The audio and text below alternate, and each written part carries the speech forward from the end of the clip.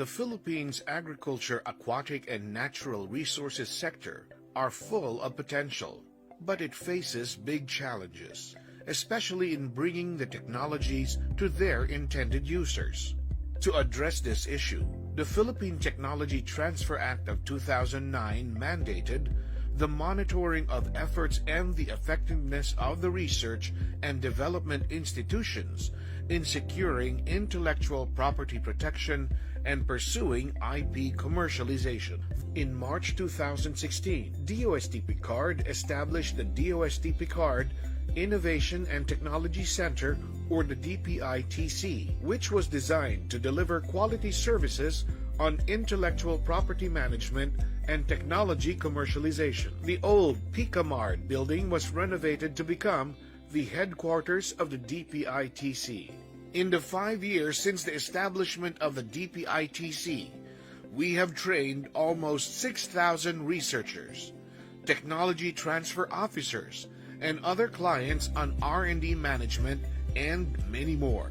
We have strengthened ties and forged new alliances with almost 100 local and international partner institutions. Through the DPITC, we have also established IP and technology business management offices in 26 partner agencies, which now have their own institutional IP policies and technology commercialization protocols. We have also enabled them to file on their own over 1,200 IP applications by capacitating their technology transfer officers and researchers. With the generation of freedom to operate reviews, technology valuations, market studies, and business plans, AANR Technologies were able to satisfy the requirements of the Fairness Opinion Board. Now, we have 17 commercialization agreements with the private sector. We also instituted the DOST Picard National Agri-Aqua Technology Business Incubation Program in 16 ATBIs across the country. This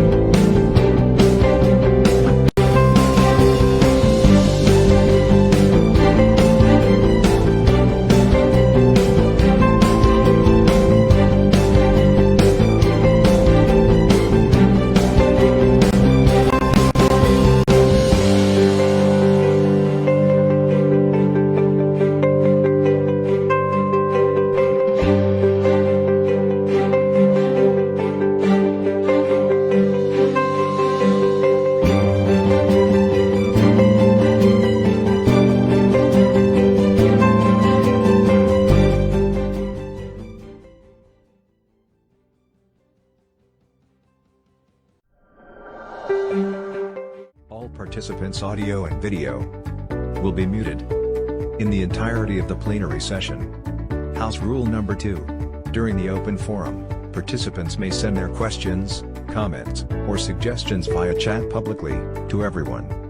You can chat question even during the talk of the speaker. Please also include the name of the speaker to whom the question is addressed. Moderators and speakers will attend to your queries only during open forum. House Rule Number 3. Please observe proper chat etiquette. A. Only post questions or comments relevant to the topic. B. Avoid using capital letters and vulgar words. House Rule Number 1. All participants' audio and video will be muted in the entirety of the plenary session. House Rule Number 2. During the open forum, participants may send their questions, comments, or suggestions via chat publicly to everyone. You can chat question even during the talk of the speaker. Please also include the name of the speaker to whom the question is addressed. Moderators and speakers will attend to your queries only during open forum. House Rule Number 3. Please observe proper chat etiquette. A. Only post questions or comments relevant to the topic. B. Avoid using capital letters and vulgar words. House Rule Number 1. All participants' audio and video will be muted in the entirety of the plenary session. House Rule Number 2. During the open forum, participants may send their questions, comments, or suggestions via chat publicly to everyone. You can chat question even during the talk of the speaker. Please also include the name of the speaker to whom the question is addressed. Moderators and speakers will attend to your queries only during open forum. House Rule Number 3. Please observe proper chat etiquette. A. Only post questions or comments relevant to the topic. B.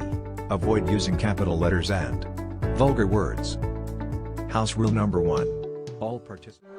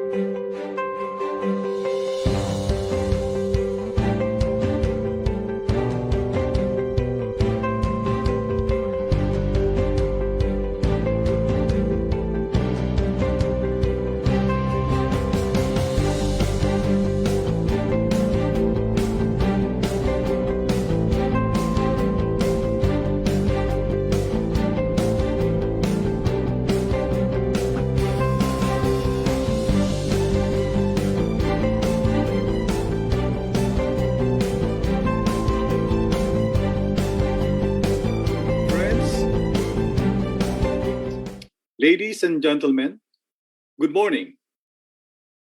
Welcome to the first International Conference and 51st National Conference of the Philippine Agri and Economic Development.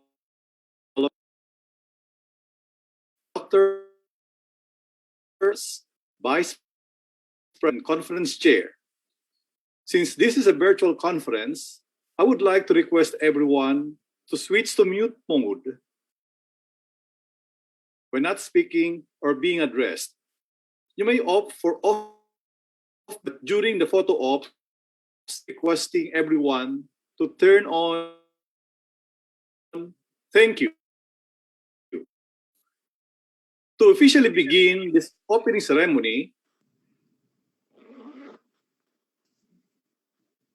and give honor to the Philippine national anthem, respective places, let us unite our thoughts and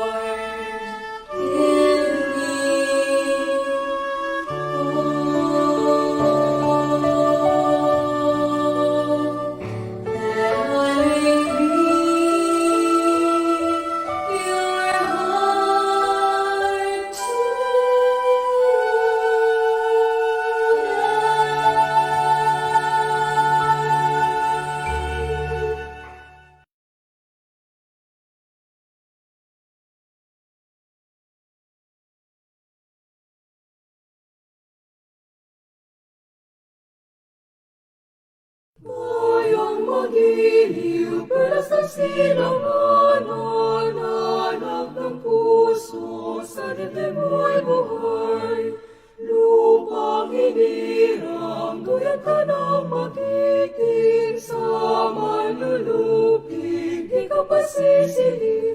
Sa dagat at bundok, sa simoy at sa langit mabaga, may nilagang tulad, awit sa paglayang minamahal. Mag-islap ng matawat mo'y tagumpay na naglilindi. Ang bituin at araw niya, kailan pang mali magdidilim.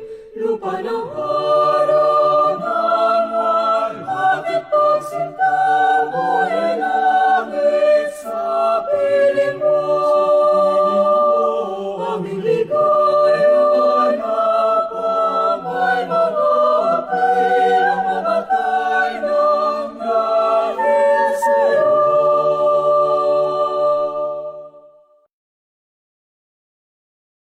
House Rule Number 1. All participants' audio and video will be muted in the entirety of the plenary session. House Rule Number 2. During the open forum, participants may send their questions, comments, or suggestions via chat publicly to everyone. You can chat question even during the talk of the speaker. Please also include the name of the speaker to whom the question is addressed. Moderators and speakers will attend to your queries only during open forum. House Rule Number 3. Please observe proper chat etiquette. A. Only post questions or comments relevant to the topic. B. Avoid using capital letters and vulgar words. House Rule Number 1.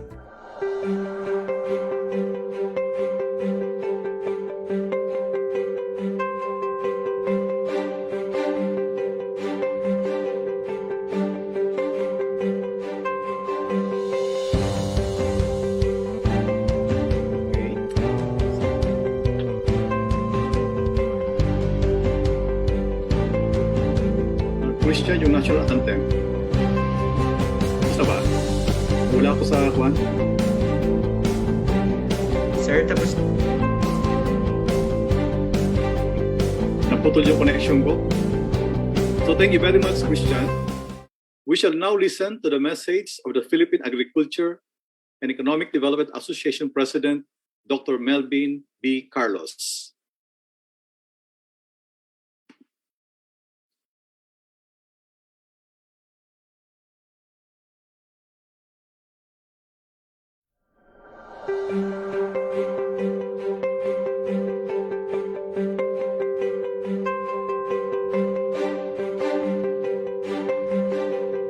Good morning, everyone. To our keynote speaker, Chancellor Jose Camacho Jr., to our plenary speakers, DA Secretary Dr. William Dar, Dr. Faisal Ali, Dr. Paul Teng, Dr. Bruce Tolentino, Dr. Ramon Clarete, and Deputy Speaker Isidro Ungab. To all our guests and participants, a pleasant day to you all. It is with great honor that I welcome you to the Philippine Agriculture and Economic Development Association Convention 2021, or PAEDACON 2021. Today marks our first international conference and 51st National Convention with the theme Building Resiliency Through Agriculture, Aquatic, and Natural Resources Innovations in the Time of Pandemic and Beyond.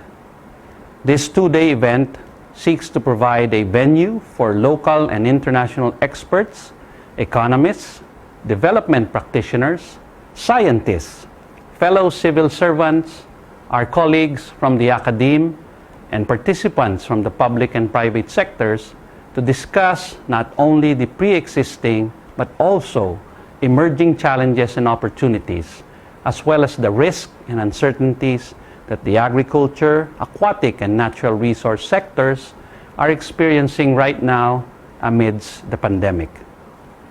More than a year has gone by since the Philippines and the rest of the world was hit by the pandemic, an unseen enemy that has taken not only the lives of millions of people across the globe, but has threatened and impacted on agriculture and economic development. In the Philippines, these challenges risks and uncertainties were deeply felt by the economy, with the significant losses recorded in the A&R sectors, as well as the industry and service sectors. Despite these, opportunities have also been presented about the ways of doing things under what we now call the new normal. These are opportunities that have to be harnessed and taken advantage of if we are to ensure food security during the pandemic and other disruptions that may occur in the future. Now, as we continue to face the new normal, let's work together towards helping the A&R sector to recover from the brunt caused by the pandemic and providing the policy environment and innovations that would foster resiliency in the longer term. Along this line, PAEDACON 2021 has allotted several sessions to allow us more in-depth exchange of views, insights, and ideas with focus on innovations in food and fiber supply chains, adaptation and resiliency solutions to disruptions, market competitiveness and policy, and lastly, sustainability of A&R sector. We also have special sessions from the Philippine Competition Commission and the Philippine American Academy of Science and Engineering. Moreover, PAEDA hopes to be able to recommend some policy resolutions to our legislators on pending and emerging concerns needing immediate attention. At this point, on behalf of the PAEDA Board of Directors, I would like to take this opportunity to express my sincere gratitude to all of you who made this event possible. To the speakers and paper presenters, participants, sponsors, partners, organizers, and to everyone here today, thank you very much. I don't want to take too much of our time, but before I end, I enjoin everyone to actively participate in the various activities that we have lined up for this two-day event. Again, thank you to everyone, and I wish you all the best in this first virtual PAEDA convention.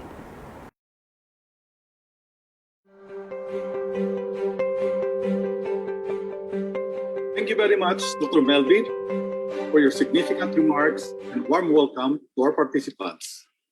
We shall now proceed to the recognition and awarding of the most outstanding PAEDA member.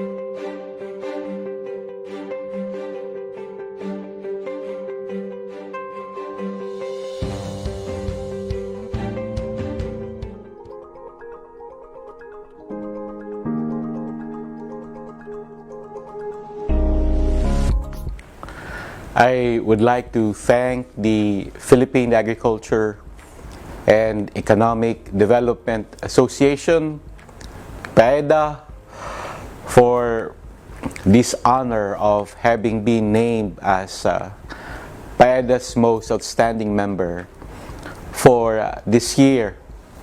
This recognition means a lot to me because PAEDA is an association that is not only close to my heart, but is also one that I have looked up to.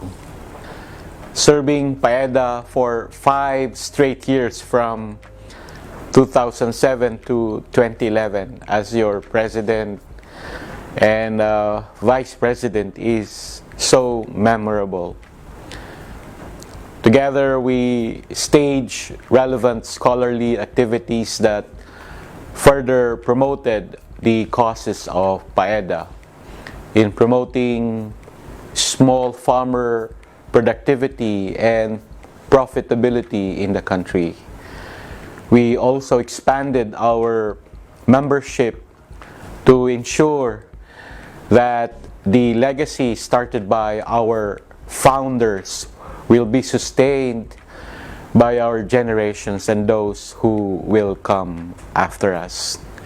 The late Senator Miriam Defensor Santiago once said in an interview that receiving an award from one's university and professional organization are affirmation of one's achievements.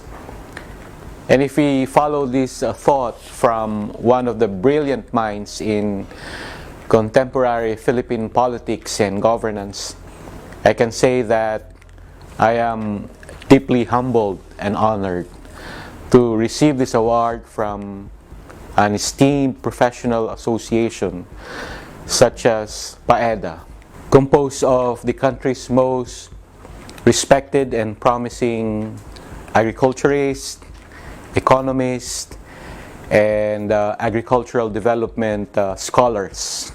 This recognition will certainly inspire and motivate me as I take on my duties as UPLB Chancellor. Having been in this position for more than 7 months now is not without challenges, most especially that we are facing the conditions of the ongoing pandemic. I look forward to collaborating with PAEDA as we push forward our vision of a future-proof UPLB, and with personal milestones such as receiving these kinds of affirmation, I am fueled to continue serving the university and serving the people. Once again, maraming salamat, PAEDA. Stay safe. Mabuhay tayong lahat.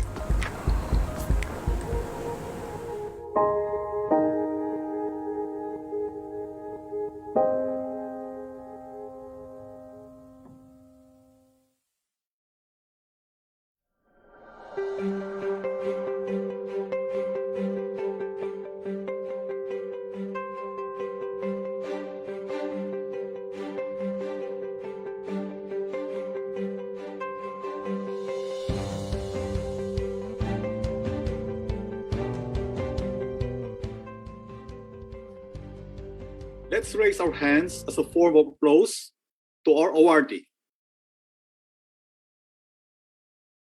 Thank you and congratulations. This time, let me now introduce the PAEDACON 2021 keynote speaker. The person whom I will introduce to you today as our keynote speaker is certainly no stranger to me. In fact, he and I move in the same circles, and in most ways, I attribute my lines of views and thinking to his visionary and innovative ways. Ladies and gentlemen, our keynote speaker served as the Dean of the Graduate School and a Professor of Economics at the College of Economics and Management in UPLB. Prior to becoming the Dean of the Graduate School, Dr. Camacho first served as the Associate Dean and Chair of the Academic Programs and Curriculum of the College of Economics and Management from 2007 to 2012, and Chair of the Department of Economics from 2001 to 2004. He also served as the Chair of the Technical Working Group, or TWG, on Graduate Education and co-chair of the TWG for the Expanded Tertiary Education Equivalency and Accreditation Program, both the Commission on Higher Education. He holds a Master of Arts in Economics from Erasmus University International Institute of Social Studies in The Hague, Netherlands, and a Bachelor of Science in Economics from UPLB. In 2007, he finished his Doctor of Economics with specialization in Economics of Education, Labor, and Human Resource Economics at Kyoto University, Japan. On September 24, the UP Board of Regents elected him as the 10th Chancellor of UPLB during its 1,354th meeting. His vision statement is anchored on future-proofing UPLB. In his own words, and I quote, "My vision of future-proofing UPLB is about sustaining UPLB's relevance by developing methods, approaches, and framework to minimize the cost and impacts of shocks of future events, emphasizing the impact of the ongoing COVID-19 pandemic not only in the university but also to the entire country." He envisions a future-proof UPLB as it levels up its recognition as one of the leading regional and global universities regardless of the mode of delivery of our services. He also specified the need to future-proof UPLB's human resources, lifelong learning and instruction system, research and innovation system, commitment to public good and social welfare and global engagement. He further stressed that the inspiration and the art of the plans are for the students, faculty, and staff, the alumni, and stakeholders, and for the betterment of the Filipino people. Friends, guests, participants, ladies and gentlemen, it is my honor and privilege to present and introduce our keynote speaker, the visionary and innovative 10th Chancellor of the University of the Philippines, Los Baños, Dr. Jose V. Camacho, Jr.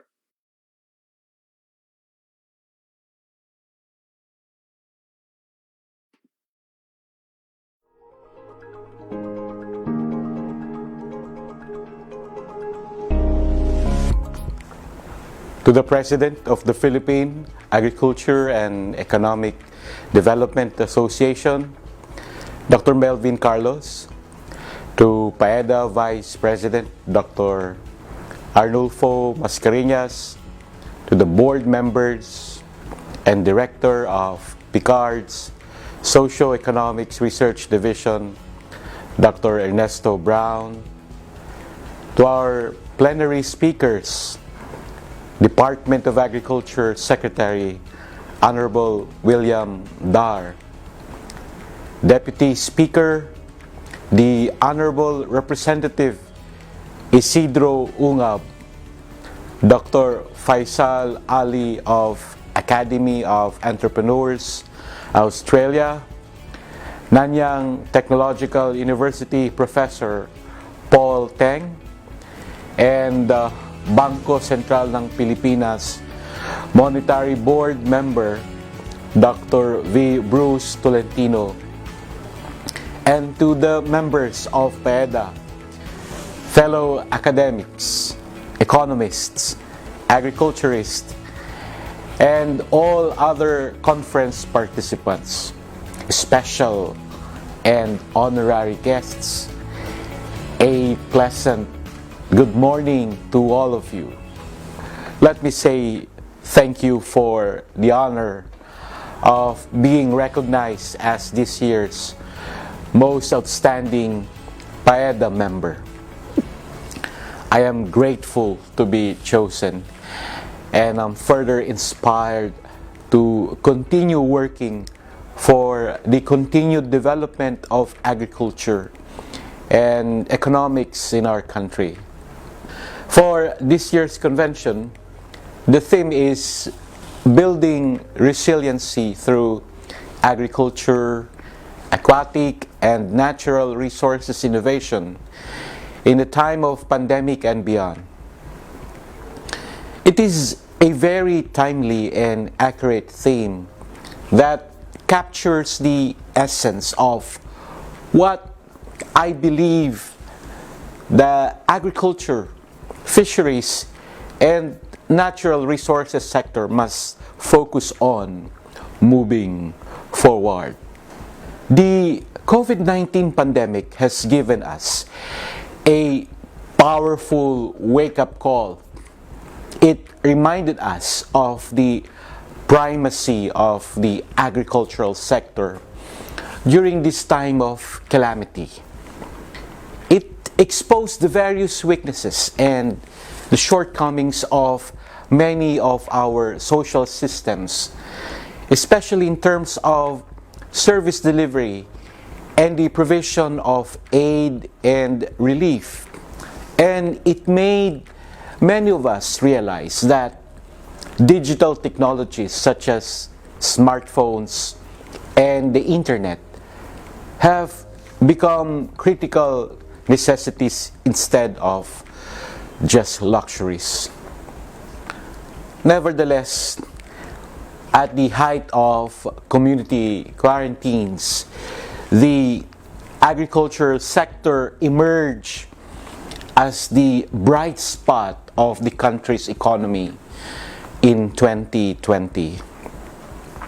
The Philippine Statistics Authority reported that agricultural production grew by 0.5% during the second quarter of last year.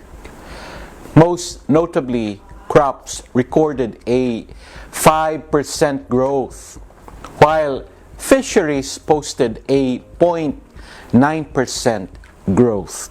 Having gained this newfound awareness, I believe it is our responsibility to initiate measures meant to maintain the momentum of agriculture and to lessen the impacts when calamities like this occur again. Resiliency must become our watchword, the primary factor in our projects, programs, and policies for the future. With the acknowledgement of digital technology as a necessity, we must also look toward increasing its capacity and ensuring better access to it. Following this, we must harness it by promoting innovations that are aimed toward the agriculture, fisheries, and natural resources sector. The foundations are in place. We have such technological innovations like digital monitoring systems for farmers, the cloud computed solutions-based apps for agriculture technicians, the assessments of natural resource concentrations like watersheds and rainforests using LiDAR and satellite scanning technology, and digital assisted logistics systems for more efficient, effective transportation of agricultural and aquaculture goods. We need to promote the adoption of these innovations to the key stakeholders like farmers and fisher folks. And we need to give the innovators behind these technologies the support and recognition they deserve. Moreover, we have to find ways to incentivize other innovators so that they will direct their efforts toward the agriculture sector. As higher education institution with a focus on agriculture and natural resources management, UPLB has not been idle on this front to promote resilient agriculture and forestry. One of UPLB's banner programs in promoting resilient agriculture in the country is the project SARAI, which stands for Smarter Approaches to Reinvigorate Agriculture as an Industry in the Philippines. Project SARAI's interdisciplinary and inter-HEI team led by Professor Vicky Spaldon has developed and deployed mobile applications and crop advisory technologies using satellite data to provide our farmers the right information at the right time on 9 crops. These technologies give advisories on when to plant, when to harvest, what to plant, how to best fertilize, how to manage pests effectively, and how to optimize irrigation. Meanwhile, the UPLB College of Forestry and Natural Resources has also tested the waters in smart forestry using radio frequency identification, or RFID, attached to the trees and using technologies of geomatics. Professor Nathaniel Bantayan hopes that the future of monitoring and assessment of trees in the Philippines would become digital, as in our neighboring countries in the Southeast Asia. This digital way of assessing the diameter, the height, and the crown size of trees is one of the ways to find out the resilience of Philippine forest trees vis-a-vis climate change. As an academic institution with instruction at its very core, UPLB is now exploring the possibility of providing a transdisciplinary master's program on resilience. We have recently convened a group of academic administrators from human ecology, environmental science, public affairs, development communication, and graduate studies. They will come up with a graduate curricular proposal on resilience, which is envisioned to equip professionals from local government units, disaster risk reduction and management offices, and the civil society with a balanced socio-ecological perspectives and holistic skills to help communities strengthen their resilience to disasters, calamities, and other natural and man-made shocks. We are in close coordination with the UP Resilience Institute in this academic milestone.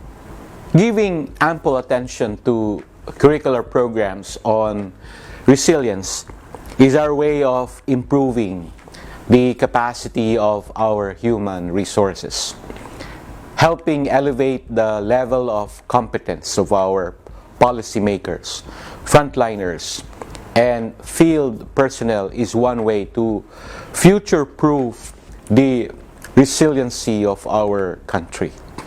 In my call to future-proof UPLB, my vision is not only limited within the bounds of the campus.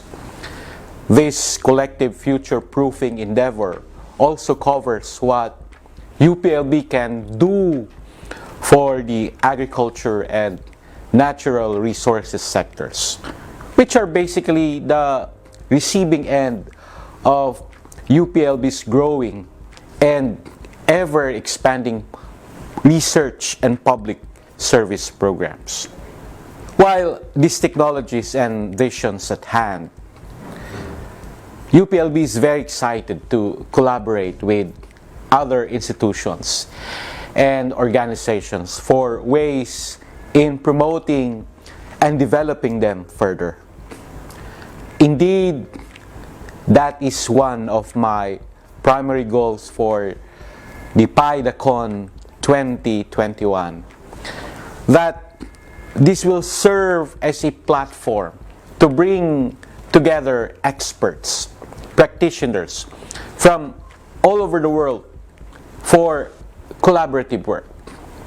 We can share experiences, learn from one another, and better leverage our collective resources. I hope that PAEDACON 2021, first international conference and 51st National Convention, will be an inspiring event for its participants, and that we can all work together toward building resiliency in preparation for future obstacles and for the sake of our future generations. Thank you. Stay safe.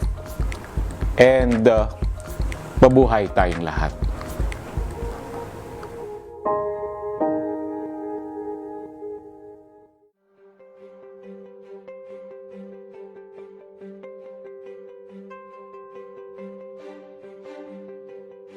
That was our keynote speaker, UPLB Chancellor Dr. Dong Camacho Jr.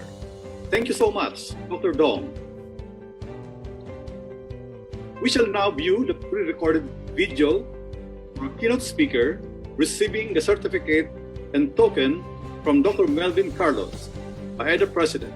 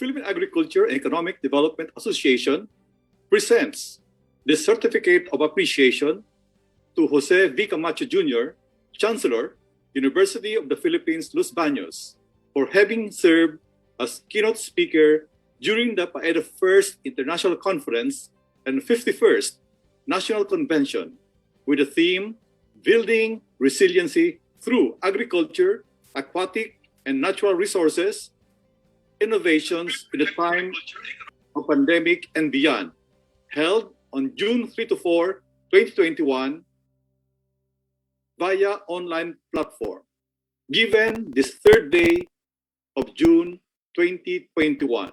Signed, Arnulfo M. Mascareñas, PhD, Vice President and Conference Chair.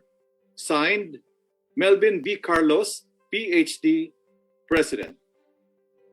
Thank you very much, Dr. Dong Camacho.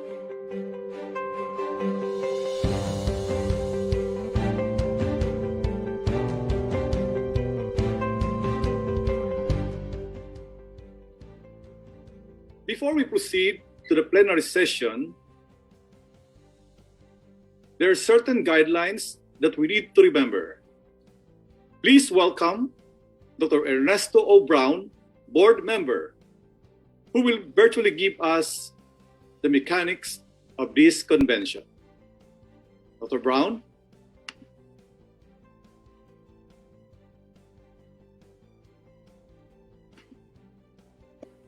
Good morning, everyone. I'm Ernie Brown, and I'll discuss the mechanics of our two-day event, the PAEDA First International Conference and 51st National Convention, with the theme Building Resilient Aquatic and Natural Resources Innovations in the Time of Pandemic and Beyond. The mechanics covers the following: the plenary session, parallel sessions, best paper awards, election of new members of the board, and policy referendum. The plenary session will be held right after this with 5 renowned speakers: Dr. William Dar, the Secretary of the Department of Agriculture; Professor Faisal Ali, Program and Partnership Manager at the Academy of Entrepreneurs, Australia; Dr. Paul S. Tang, Professor at Nanyang Technological University in Singapore; Dr. Victor Bruce J. Tolentino, Monetary Board Member at the Bangko Sentral ng Pilipinas; and Dr. Ramon L. Clarete, Chief of Party eSafe Project, WinRock International. Tomorrow, before the closing ceremony, Representative Isidro T. Ungab, Deputy Speaker of the House of Representatives, will also give an inspirational message. Each speaker will give a 20-minute talk. The open forum will be held after finishing all the presentations. For the parallel sessions, this will be held in 2 parts, this afternoon and tomorrow morning.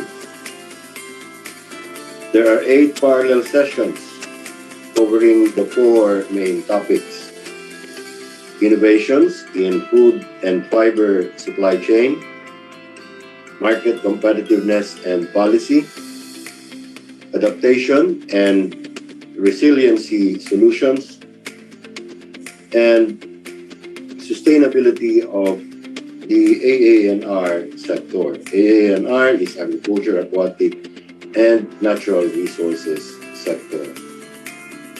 We have 4 special sessions: undergraduate thesis, graduate thesis, and sessions sponsored by the Philippine Competition Commission and the Philippine American Academy of Science and Engineering.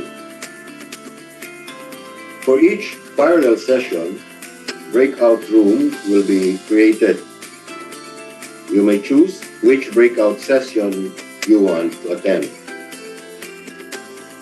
Each paper will be allotted 15 minutes for a presentation, and after each presentation, there will be 10-minute open forum. For questions and comments, use the Zoom raise hand option so you will be recognized. To move from one breakout room to another, go back to the main session and choose the new breakout room. For the Best Paper Awards, there will be 3 types of Best Paper Awards which will be given, 1 for each team. And from the winners of each team, the most outstanding convention paper will be determined. Special awards will be given to Best Undergraduate Thesis and best graduate thesis. The following are the criteria for the evaluation of best papers. 90% of the scores were determined by the internal screening committee. The remaining 10% for the criterion, quality of response to queries, will be determined during the presentation of the paper. The winners will receive certificates and cash prizes. 8,000 pesos each will be given to the Best Paper Award. Best Paper Award team category, and another 8,000 for the most outstanding convention paper, which will be selected from the winners from each team. The best thesis awardees, on the other hand, will receive 5,000 pesos each. For the election of 7 new members of the PAEDA Board of Directors, the nomination was opened from May 26 to May 31 to all registered members. The election process ensures that there will be board members from each of the 3 island groups, Luzon, Visayas, and Mindanao. The top 5 nominees from each of the island groups were announced earlier.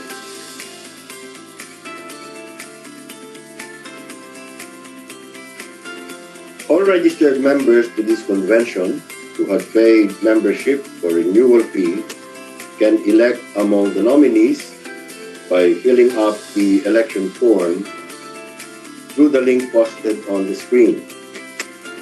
You can submit your election Google form until 5 o'clock this afternoon.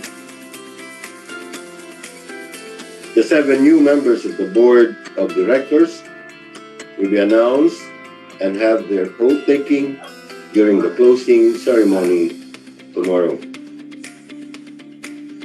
All registered PAEDA members who have paid their membership fees will also be inducted. Referendum on policy resolutions is a new initiative of PAEDA to actively participate in policy development. The process started with the review of relevant policies by the Picard Policy Advocacy Group. This was followed by presentation of list of proposed resolutions to the members of the board. These were subjected to vetting process of prominent PAEDA members, board members, policy experts, and the PAEDACON or PAEDA Convention 2021 committee chairpersons and session chairs. Based on experts' review, the proposed policy resolutions were selected for referendum. Policy resolutions with more than 50% of vote from the members shall be adopted and posted as PAEDA resolutions. Based on experts' review, the following were selected. 1. Passage of the National Land Use Act, or NALUA, that fully integrates a watershed ecosystem management framework. Second, strengthening of the financial system for agriculture, fisheries, and rural development in the Philippines. Third, promotion of digital inclusivity along the agricultural value chain. And fourth, strengthening of the food safety and biosecurity policies in the Philippines. Please cast your vote through the link posted on your screen until 5 p.m. today. Okay, I think that's it. For more details, you may contact the organizing committee headed by Dr. Noli Mascareñas. Thank you, and please enjoy the convention. Thank you very much, Dr. Brown, for clearly walking us through the mechanics of this convention. To our participants, please remember the mechanics so that we shall have a smooth running of this two-day convention. Thank you very much. As part of the PAEDAC tradition, we shall have the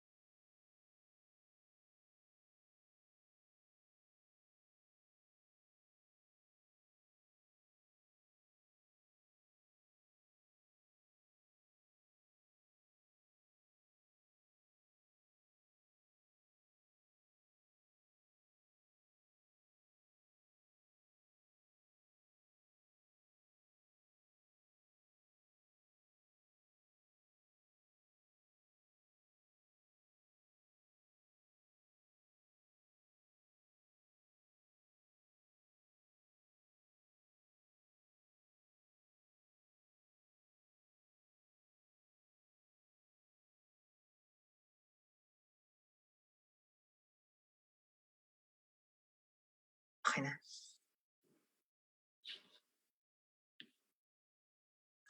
Fifth page.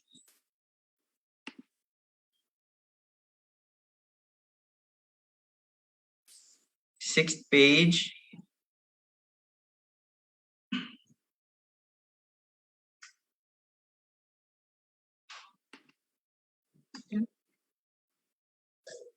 Seventh page.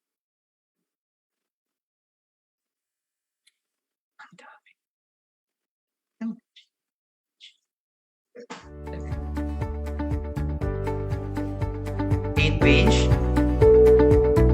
Keep on smiling.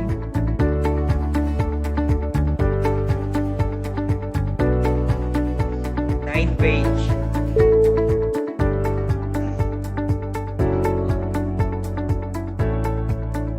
Okay, 10th page.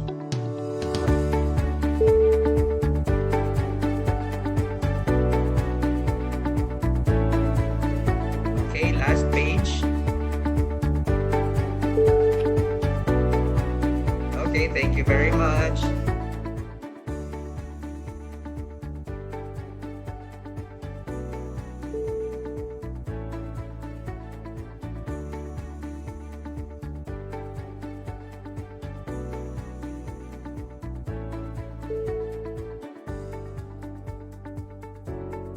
We are done with the photo ops.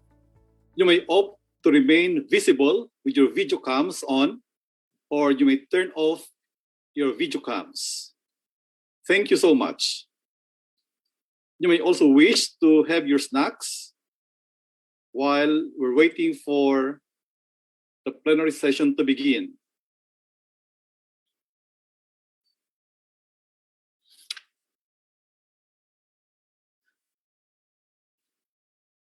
Friends, this morning, we're very fortunate that we have with us our very own Secretary of the Department of Agriculture, Dr. William D. Dar, to give a message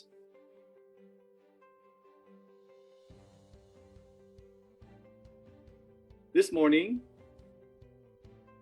So, help me welcome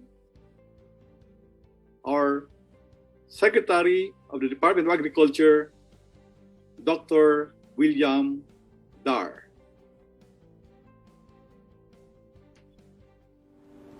Magandang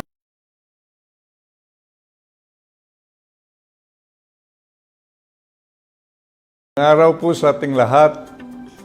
We gather at a critical hour in our national life. We meet today in the heart of a nation recovering from one of the most catastrophic health crises the modern world has ever known. Many years now, the barriers to agricultural progress have been low productivity and a lack of value-adding rural enterprise. These two obstacles have resulted in the erratic growth of the sector over the past 10 years. The emergence of COVID-19 led to further uncertainty in the countryside. Quarantines and lockdowns put into doubt the livelihoods of countless farmers throughout our islands. This made the agriculture sector acutely sensitive to the demand shocks. Overall, the pandemic has thrown the national economy into a recession, dismantling the foundations of almost 3 decades of sustained economic expansion of the country. This is a key part of the pandemic narrative around the world. Every sector relies on a supply chain. Many of these have been disrupted in the last year up until today. But the sector's problems do not end there.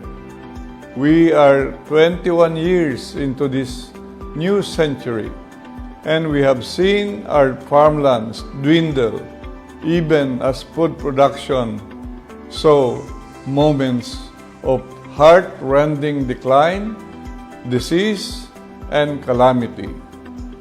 The consequences have been both tragic and devastating. Despite their labors, Filipino farmers and fisherfolk are still among the poorest people in this country. In fact, 3 out of every 10 people you meet in the countryside live below the poverty line. Most of them rely on farming and fishing for a living. Many have become poorer this past year. For this reason, the Department of Agriculture is determined to carry on with the 1DA Agenda program, which is designed to increase rural productivity and expand opportunities in the countryside. This program seeks to improve the entire value chain from seed to shop. The simple objective is to make farming and fishing more profitable and competitive. We intend to achieve that objective under the guidance of four main pillars: consolidation, modernization, industrialization, and professionalization. Within this framework, we are urging organizations like PAEDA to contribute their every available resource and ability behind our objective. We need your expertise on four fronts. In particular, first, we need more practical innovations in the food systems. That begins with a clear and strong commitment behind our efforts to diversify production and expand rural enterprise. Second, we must work together to build a more resilient food system and food supply chain capable of enduring the challenges of our times. This means more investments in technology to bring the Filipino agriculture sector on the cutting edge of progress, no matter what the circumstances. Third, we must improve the competitiveness of rural enterprise by building infrastructure and opportunities. This means mechanization, more rural roads, more warehouses, stronger extension services, realistic trade policies, and better marketing arrangements, among others. And fourth, we must enact and support public policies that empower farmers, providing an environment in which rural enterprise can prosper, but the private sector drives the economy. Friends, we do ourselves no favors by insisting on the ways of the past. Clearly, the ways of the past no longer yield the results we desire. We live in times that demand action, renewal, and change, and all of us here are responsible for confronting the perils of an economic slowdown and to blunt its effects. We must live up to the commitment we share. Progress is not a political ploy or a sentiment. It is the determined choice of hope over pessimism, of community over anarchy. And this promise, if we keep it, is the way to shared accomplishment. Thank you at mabuhay kayong lahat. God bless us all.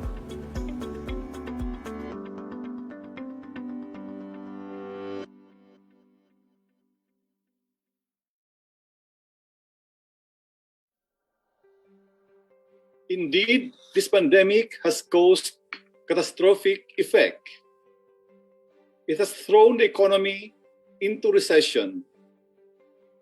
There is so much disruption in the economic sector. Agriculture is not spared. Many poor farmers have become poorer because of this pandemic.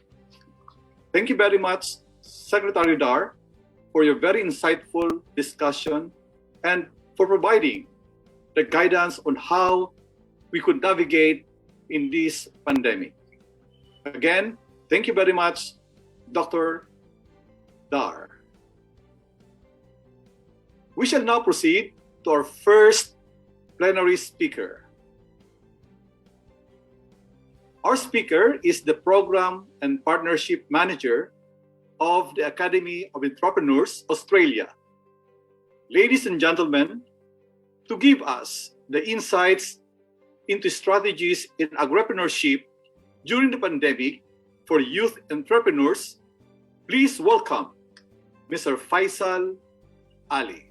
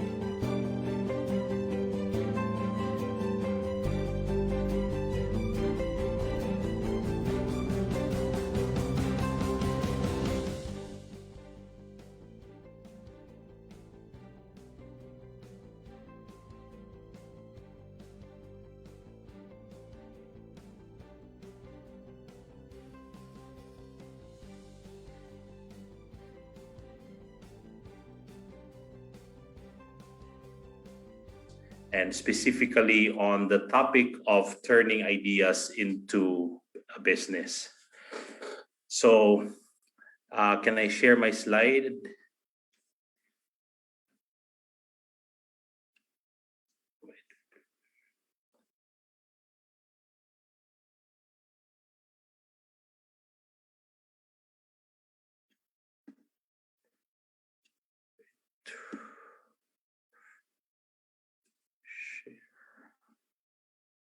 Here.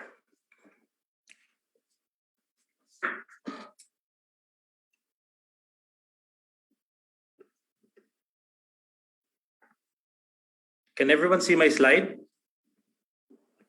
Yes, sir. Yes, sir. Yes, sir. Thank you. Yeah. So this topic that I'm going to talk about is very much relevant to our experience today, especially with the COVID-19 pandemic. Turning ideas into a business or into businesses to advance social progress through entrepreneurship has been a call to action from a few years ago, but it has been brought to the fore with the COVID-19 pandemic, that we have seen that there has been so many challenges.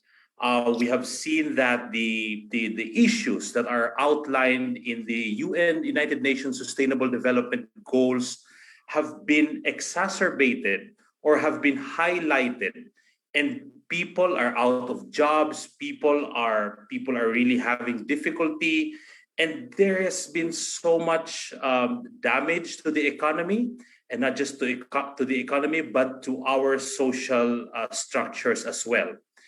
But at the same time, it has presented us with a lot of opportunities, like for those of us who are passionate about bringing change, about bringing something new into the market, something new into society, is what we, especially for us in higher education or in education in general, can really bring to the fore and inspire and build capacity to our younger generation, that they will have the knack, they will have the passion, they will have the creativity and innovative mindset to turn problems into business ideas and then launch them into real businesses.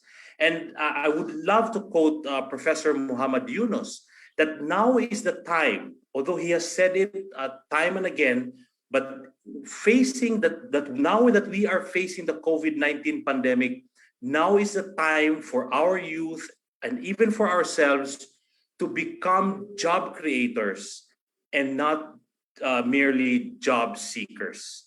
So the ability to convert ideas into problems, into ideas, into businesses is the value that entrepreneurship or entrepreneurship education or the skill of entrepreneurship that we can bring to society. With the COVID-19 pandemic, we have seen a lot of startups in the agribusiness scene.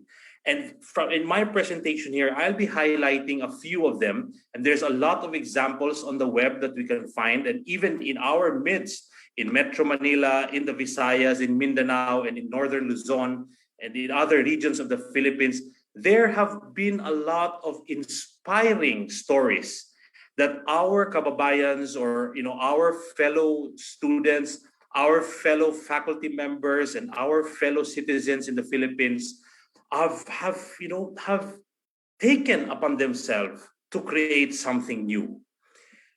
First is IF Green Technologies. He's from Mr. Ian Solas is from Negros Occidental, and IF Green was incubated at the Technological University of the Philippines, Visayas, Hive Center for Innovation. So that's their incubation center. And he developed a system of what you call this one? Of farming, and now he has scaled it up. He's actually selling this hydroponic systems, as you can see in different price ranges. So he has the tower type, the ladder type, and the bed type, and now he's looking for more partners. He's looking for more regions where he could actually scale his business. So next is Farm On, where it allows us to invest in farming, in farms, and that will allow us as citizens to be part of the growth of smallholder farmers and other farmers in the rural areas. Cropital is another business that was a startup that was started using the same principle of financing to help farmers buy the necessary capital, get the necessary capital, and buy the necessary materials for them to grow their production, to increase their production. And we have Tagani. So it's also an online platform where you can purchase vegetables and other agricultural products straight from the farmers themselves. And Bukid Fresh is also similar. So we in the metropolis and in other areas can actually purchase agricultural products direct from the farmers. And while we are helping them purchase their produce, it also helps in reducing food waste. Then I just came across this more recently, where it's a platform. They also have an app. This is iFarms Technologies, and they have an app where you can actually look into where people are producing certain agricultural products that you can purchase even before the harvest. So, and then along the way, you can actually look for or monitor the progress of the produce, and even like purchase even other products from different sources as well. So Raitong Organics in Thailand has been doing organic agriculture. So vegetables organically grown are again sold directly to consumers through an app, through technology. And Crow Farm in India also is an opportunity where you can, as we see here, get aggregated demand from consumers and businesses. So it allows the farmers to actually able to plant at a certain a quantity based on the demand, and then it's managed through an online platform, so that delivery is ensured, and then the consumer will be able to receive the products that's still fresh, and then of course the price will be low. Living Greens in India also is similar to what Mr. Ian Solas is selling. They do sell like organic soilless medium, leak-proof containers, automatic drip systems, and other technology for agriculture. And then City Farm in Malaysia also allows you through online means. And as we have noticed here, that with the pandemic, a lot of people have been really thrust into the use of technology. Although in many parts of the world, and even in the Philippines, the use of technology is still not widely practiced by a lot of farmers and a lot of even people. Even I myself sometimes get confused in using technology. But the pandemic really prodded me to be able to use these technologies, and it makes life so much easier. It streamlines our processes, and from the farm to table perspective, it enhances the efficiency of the movement of agricultural produce from the farms to the table. What we've noticed is that all these, in addition to what I was saying earlier, was actually utilizing digital agriculture, and it has been promoted heavily in the Philippines right now, especially with the programs of the Department of Agriculture. And it's the use of digital technology in the whole spectrum of agriculture production. And in a lot of this example, what this founder is doing is Mimosa Tech from Vietnam is really utilizing technology to look into the nutrients of the soil, to monitor the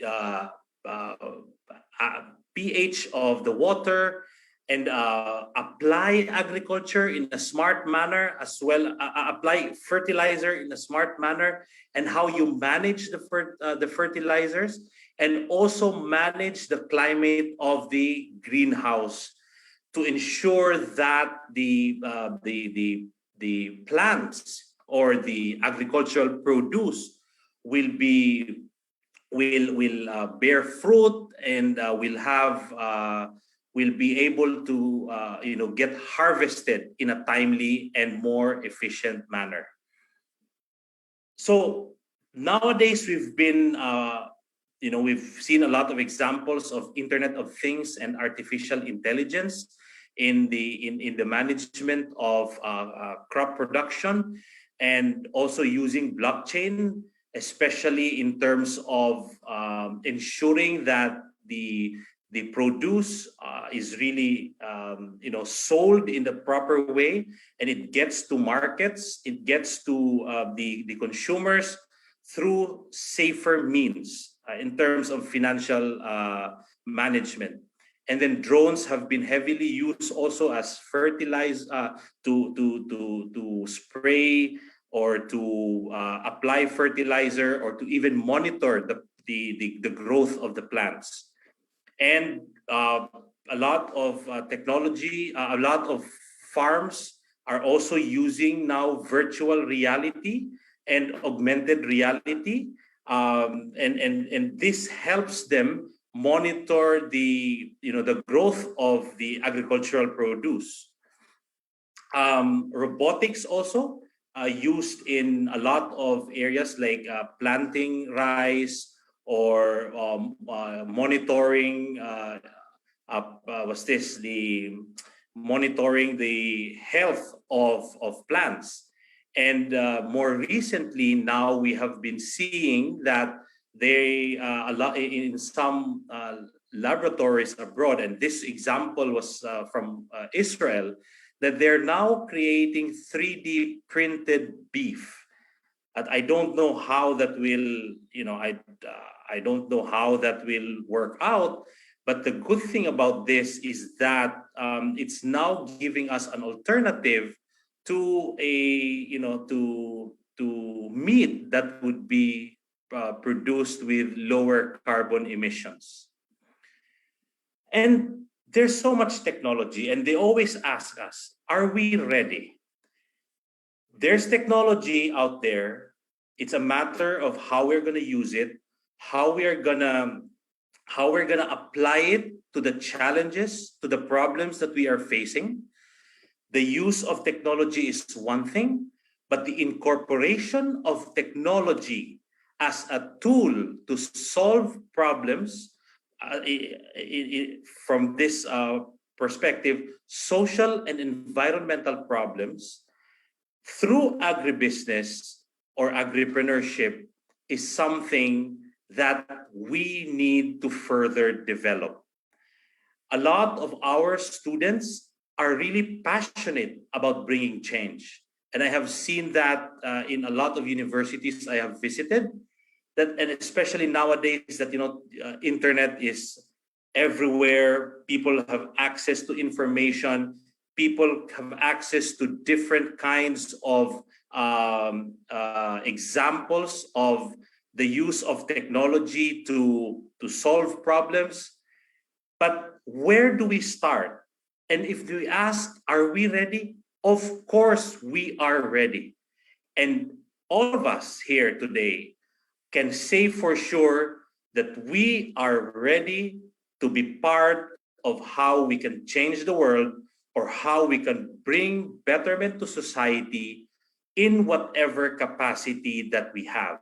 But for the purposes of our talk today, we are focusing on entrepreneurship and how it drives students in agriculture, or practitioners of agriculture, to be part of the movement of agripreneurship in the Philippines. Where do we start? Sometimes we say, oh, technology is great, but we don't start with technology. We start with the problem. or the pain point that customers are facing. We start with where the gaps are. And from there, we understand the problem and visualize what kind of future are we looking at if we try to solve that problem or pain point. Like when we talk of pain points, for example, and we talk about Apple, like they just didn't start by saying that, okay, we are producing a product. They always start with the why.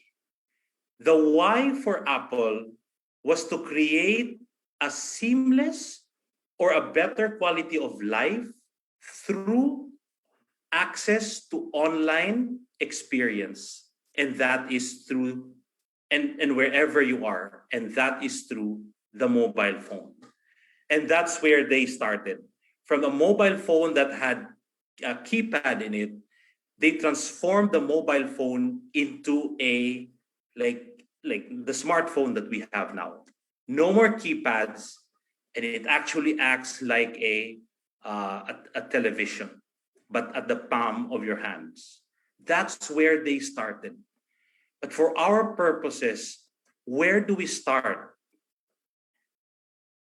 We can always start to look at the impacts of climate change.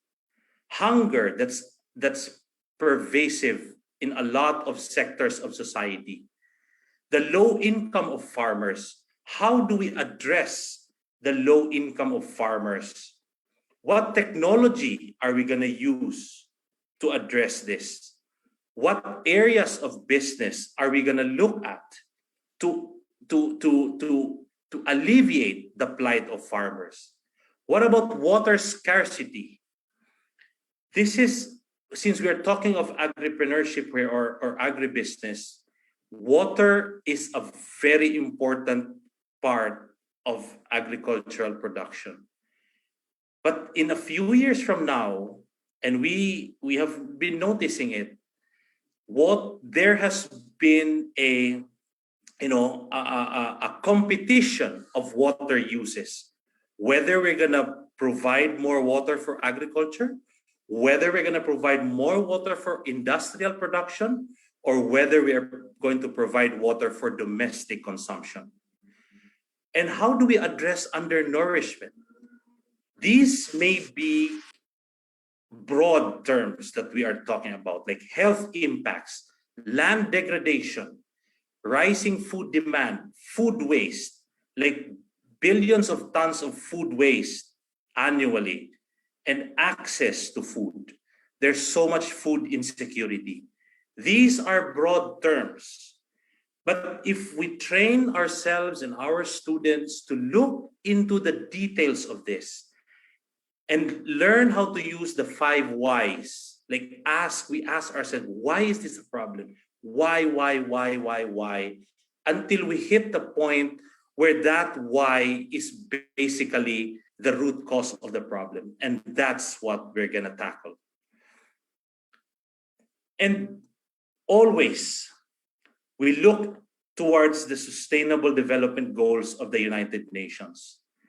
These may be changing terminology from the Millennium Development Goals to the Sustainable Development Goals, and we don't know what kind of goals there will be after 2030. But we say, no, we don't really, there's a lot of people, no, it's not really important. No, these are important.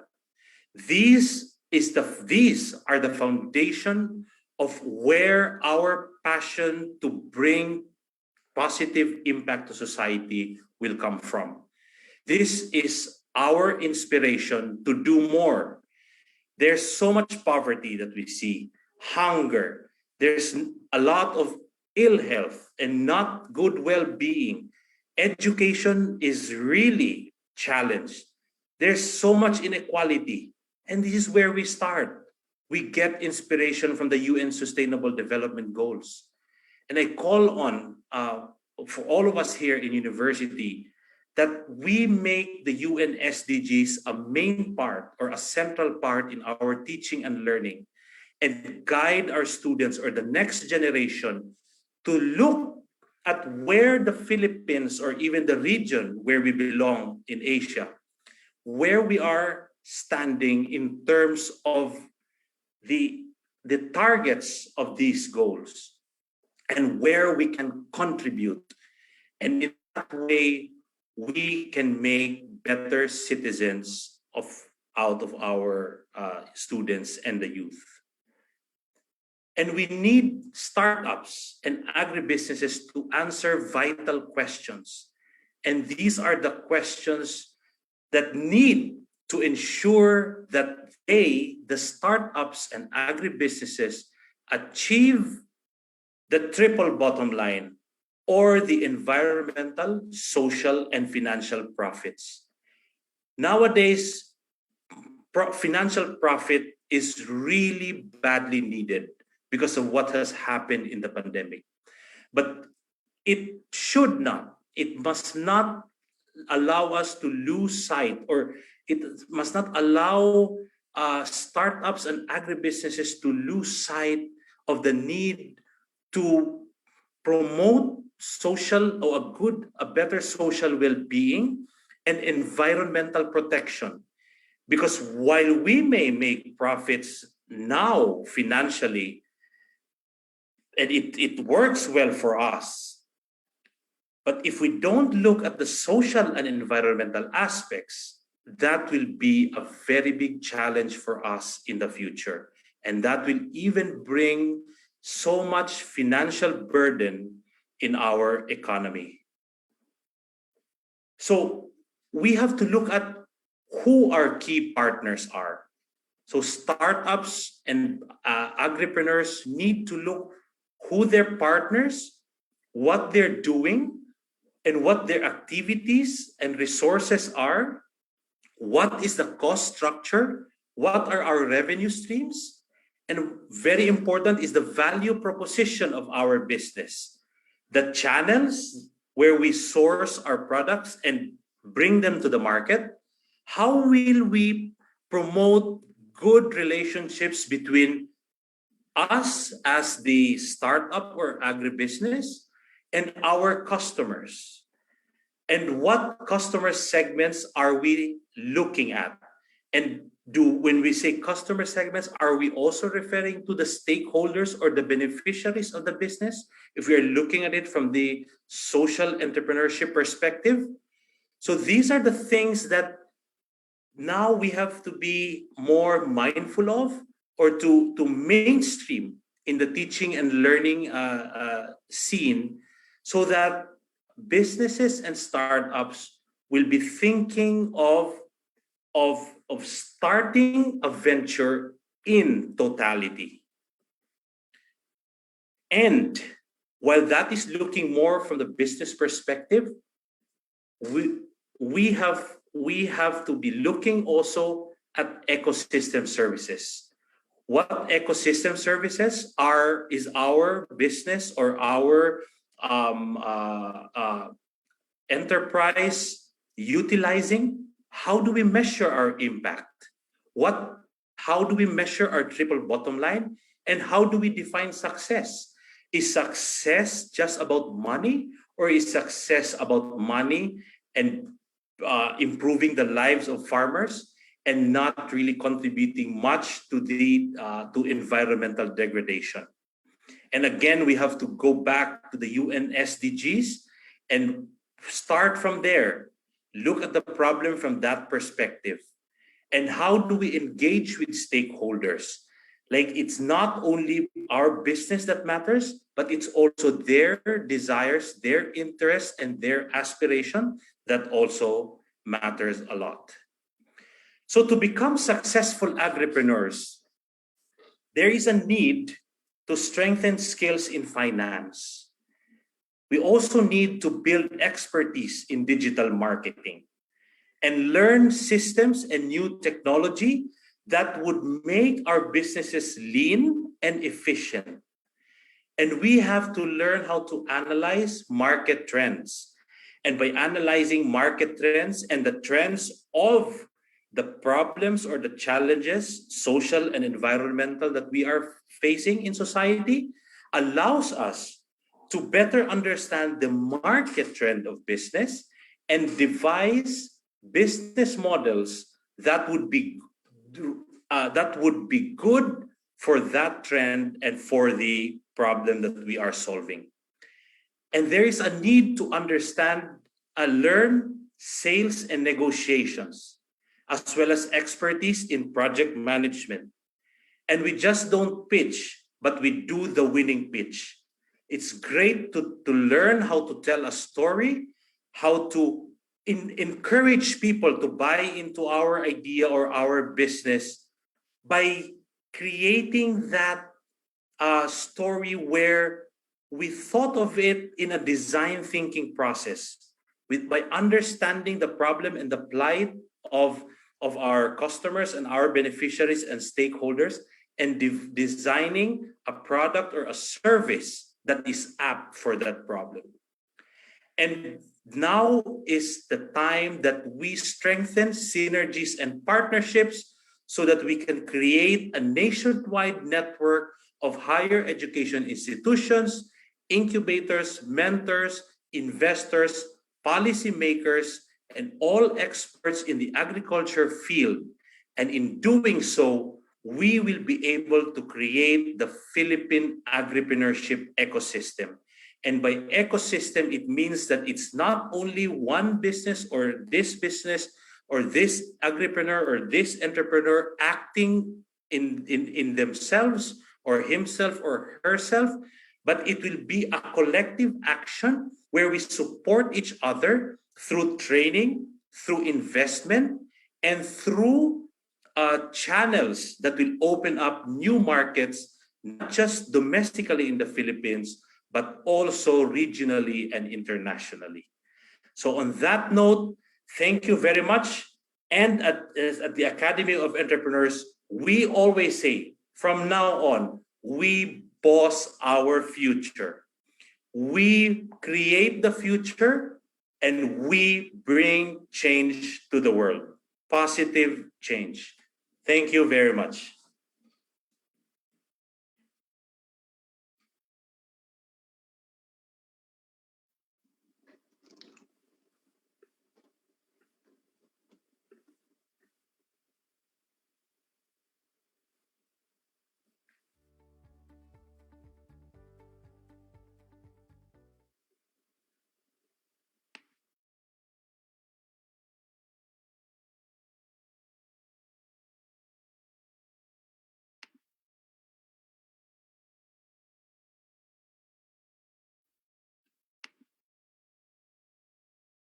Indeed, there are varied opportunities that this pandemic has opened for us. And what better way to start becoming economically inclined than by starting them young while getting the youth to be interested too in agriculture. Thank you, Mr. Faisal Ali, for your insightful take on agripreneurship. Let's give a virtual round of applause,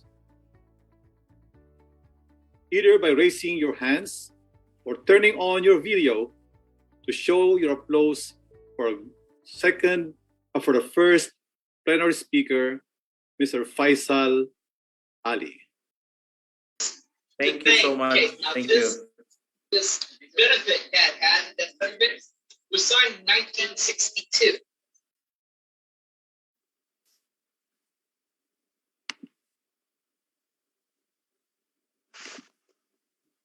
Before we continue with our second speaker, let me just acknowledge and thank our sponsors. Central Luzon State University, Visayas State University, University of Southeastern Philippines, Bicol University, and UP Los Baños. We continue with our plenary session. Our second plenary speaker is a professor from S. Rajaratnam School of International Studies, Nanyang Technological University in Singapore, to give us his analysis on urban agriculture for advancing food and nutritional security in response to COVID-19 pandemic. Please help me welcome Dr. Paul S. Teng. Thank you very much, Nolly. Can you see my shared screen? Yes, Dr. Paul, we can see that. Okay, just I've lost it. I can't see it. Let me see. Oops, something's wrong. I can only see the images. We can see you. Yeah, okay, but you can also see the screen, right? Because I can't see this. Oh, here we go. That's good. I can see the screen now. Okay, let's make a start. I'll try and stick within the 20 minutes that you've allocated me. Let me start by thanking PAEDA for this opportunity to share with you on a very exciting and fast-moving area of urban agriculture. In a sense, I'm bridging from the previous speaker from Pfizer, to a very specific area where technology can be applied, and where there's such opportunities for entrepreneurship, which is in urban agriculture. Now I'm having problems moving my slides. Let's see. Here we go. So my scope of the presentation this morning is really, first of all, to address the impact of COVID-19 on urban food security, and then make the case for urban farming, which includes agriculture and aquaculture, and then share with you some of these innovations in urban farming, in agriculture. And those are the impact, as both Secretary Dar, and Pfizer has mentioned. COVID-19 has really disrupted economic planning of many countries and upended our gains in poverty reduction and food security. Most countries have seen supply chain interruptions from farm to fork, and also the other way around, interruptions for inputs from supplier to farmer. There's been some export bans, labor shortages, and so on, in fact. Now, in terms of COVID-19, and it's one of its lasting impacts is that it really forces us to rethink what we mean by food security under the so-called new normal, a term that we're increasingly using. And I would put to you that food resilience is what we're now more concerned with, rather than the stability of food security. And what do we mean by resilience? Resilience really is the ability to prepare for, to withstand, and to recover from a crisis or disruption. If you look at ASEAN, through ASEAN, there's been calls for increased self-production of food, whether it's conventional, alternative, or future food, shortening supply chains, more support for locally produced food, increase of technology, and increased investment, and also more action to safeguard supply chains. And the previous two speakers, in fact, have touched on all these aspects. Put to you that COVID-19, it will not be the only disruptor that we see in the near future. And my colleagues and I in Nanyang Technological University have been researching this for years, and we in fact predicted human health crisis like COVID-19 many years ago. And of course, as Secretary Dar said, even right now, most of our farmers, rural and urban, are suffering from severe weather events, natural calamities, and pest and disease outbreaks. Now, underpinning all this is a very insidious, I think, phenomenon that COVID-19 has certainly revealed to us. And this is what some workers have called the nutrition transition, where we're seeing an increase in non-communicable diseases, even in the developed economies, not just in developing countries. Okay? And this is something that's really causing a lot of concern. And of course, the COVID-19 has highlighted this, especially to the malnutrition part.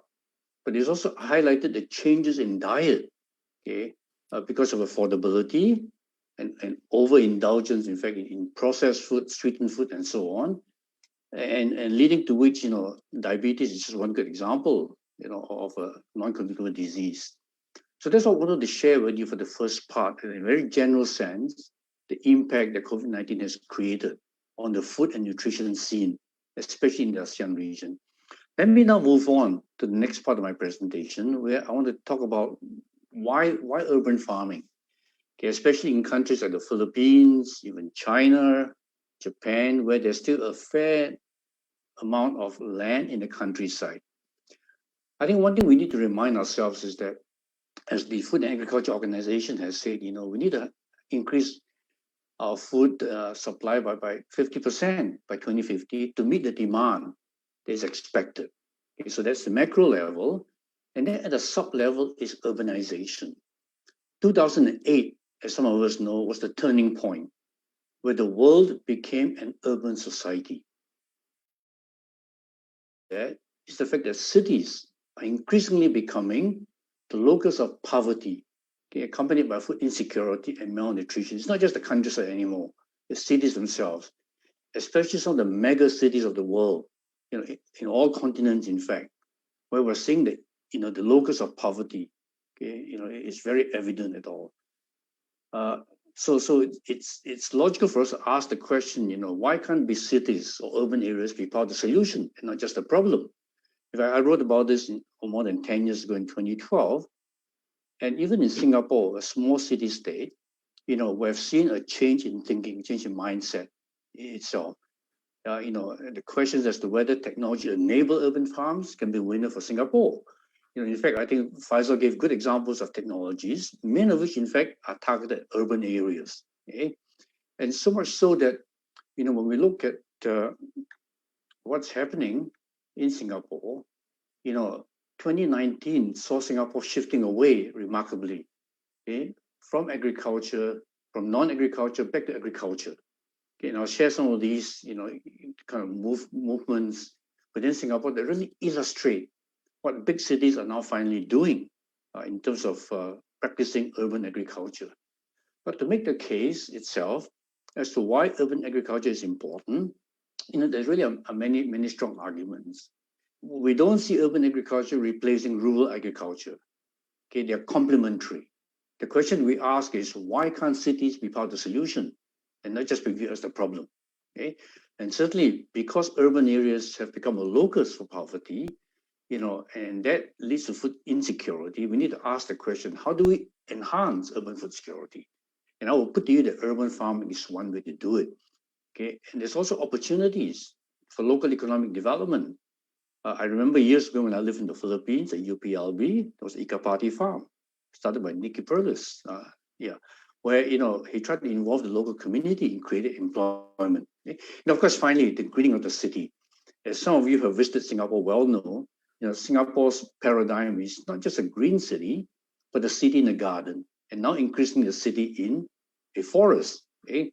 And circularity is part of the other picture. I think urban farming does allow us to practice a circular economy in a much bigger way. I don't have time in this presentation, but it's amazing the number of young entrepreneurs who are now making use of food waste to generate new enterprises, including one of my favorite. Okay, there's something called the crust beer, which is made from discarded bread. Okay, fascinating developments indeed. Now, in terms of urban farm types, urban agriculture, in fact, is nothing new.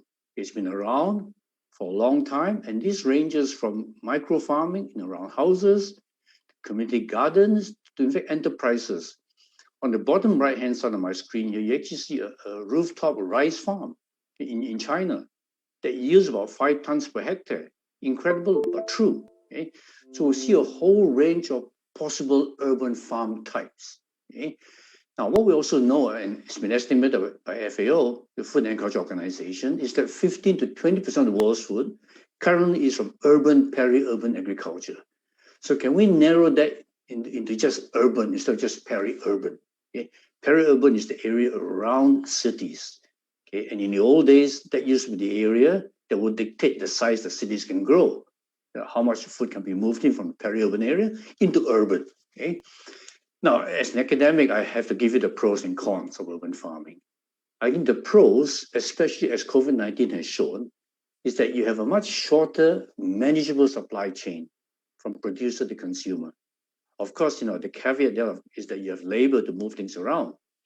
It's also, the environment to practice innovative technologies for high biomass productivity. Right now, in the countryside, we grow food on a single dimension, one level, okay? Maybe in multiple seasons. Now, the innovative technologies that we've seen, and I'll show some of this later, in urban areas, that this allows us to markedly increase the biomass we can harvest per unit area, okay? And some of the multiplication factors are even 10 times biomass that you can harvest. Then there's always the question of freshness and safety, control environment, agriculture in particular is practiced in cities. And this is so important in an era where we see climate change effects becoming more and more erratic in the weather and so on. And of course, attracting the young generation of farmers. And I speak from experience in Singapore. So the young entrepreneurs I advise in this urban farming space, I mean, they're really young, okay? 20-something year olds, starting companies with absolutely no experience in agriculture. They're actually engineers or financial folks and so on, actually. So those are the pros. In terms of the cons, and here again, I thank the previous speaker for showing some of the examples from the Philippines, especially the hydroponic system that ranges from low tech, it increasingly high tech and more expensive. Now, for the more sophisticated urban farms, obviously high capex, capital expenditures is a real factor, a real con there. And also within cities, high land costs, high labor costs, because you're competing with other industries. And right now, the big Achilles heel, in fact, is energy inefficiency. So these high-tech farms really use a lot of energy. And until such time we can come up with renewable energy, they have to reduce the pricing of energy for these high-tech farms. It's going to be difficult to produce vegetables and fish, at an affordable price that's competitive with the countryside. So right now, one of the cons is that most of the urban food that's produced comes at a premium. It's a premium price product. So I wanted to share that with you, to show that I try to be as objective as I can in analyzing the role of urban agriculture. Yeah. Now, Singapore is a classical example. Those of you who have visited Singapore probably know Orchard Road. And very few people know that in the 1900s, Orchard Road, in fact, was a real orchard, nutmegs and so on. But the government, in the context of structural transformation of the economy, made some conscious decisions to increase land productivity and labor productivity by venturing beyond agriculture. Because agriculture, whether we like it or not, is still one of the lowest in terms of productivity, especially value addition to the economy. Okay? So in Singapore, there's been an evolution, the chronology, in fact. What Singapore is hoping to do now as a city-state, is to go actively in urban agriculture and even in the end, not just create livelihoods for millennials, but increase export income and also become a global hub for AgTech and alternative protein. I'll say a few more words about that because AgTech is one of the fastest growing areas for investors worldwide, okay? Not just in Asia itself. And AgTech includes some IoT systems that Faisal mentioned, but a lot of other stuff in fintech and food tech. These are all new exciting areas, in fact, that are all part of the urban agriculture scene. Now, let me just finish off by sharing a little bit more, really. The innovations in urban farming, what have we seen so far? Okay, instead of looking forward, what do we know right now? Okay, new farming modalities. Okay, and this slide really tries to, to give you a visual image of some of these new urban farming modalities. What we call the vertical plant factories with artificial light, or PFALs. It's a coin that was termed by the Japanese. There are now more than 400 PFALs operating in the Asia-Pacific region. Okay. Now, what is most interesting to me too is that the Western countries, okay, in particular Scandinavian, European, the UK, North America, are now getting actively into PFAL development, wanting to locate, in fact, plant factories, vertical farm factories, in as many cities as possible, especially to supply the winter market, where people are willing to pay premium prices for fresh vegetables. Of course, in the tropics like in Singapore, in Singapore, in fact, now has about 10 different vertical farms. So I've just shown a couple here, Vertiveggies, Achisen, and so on, just as examples. And they're all, interestingly, started by young people who have been able to raise capital to start these young farms. Okay? And they're serving a real purpose, especially during COVID-19, okay, where it's provided a buffer because of disruptions in supply chain, we just mentioned previously. Okay? Now, it's not just vegetables and kind of vertical farms. Shanghai, for example, there's an aeroponic farm there, which is commercial and a pretty large aeroponic farm, in fact, that grows vegetables using technology that doesn't require water and soil. It's just a misting, basically, unit. Those of you who know orchids, orchids, in fact, are nature's aeroponics, because they don't need the medium to absorb nutrients, and they also don't need water because they absorb water, through special tissue in their roots. So aeroponics can be high-tech, big, also small. The slide on the right-hand side shows one of the units that was developed in Florida called Air Grown, where they're growing strawberries, basically aeroponically, in greenhouses in the tropics. Now, of course, fish. Fish is one of my favorite stories.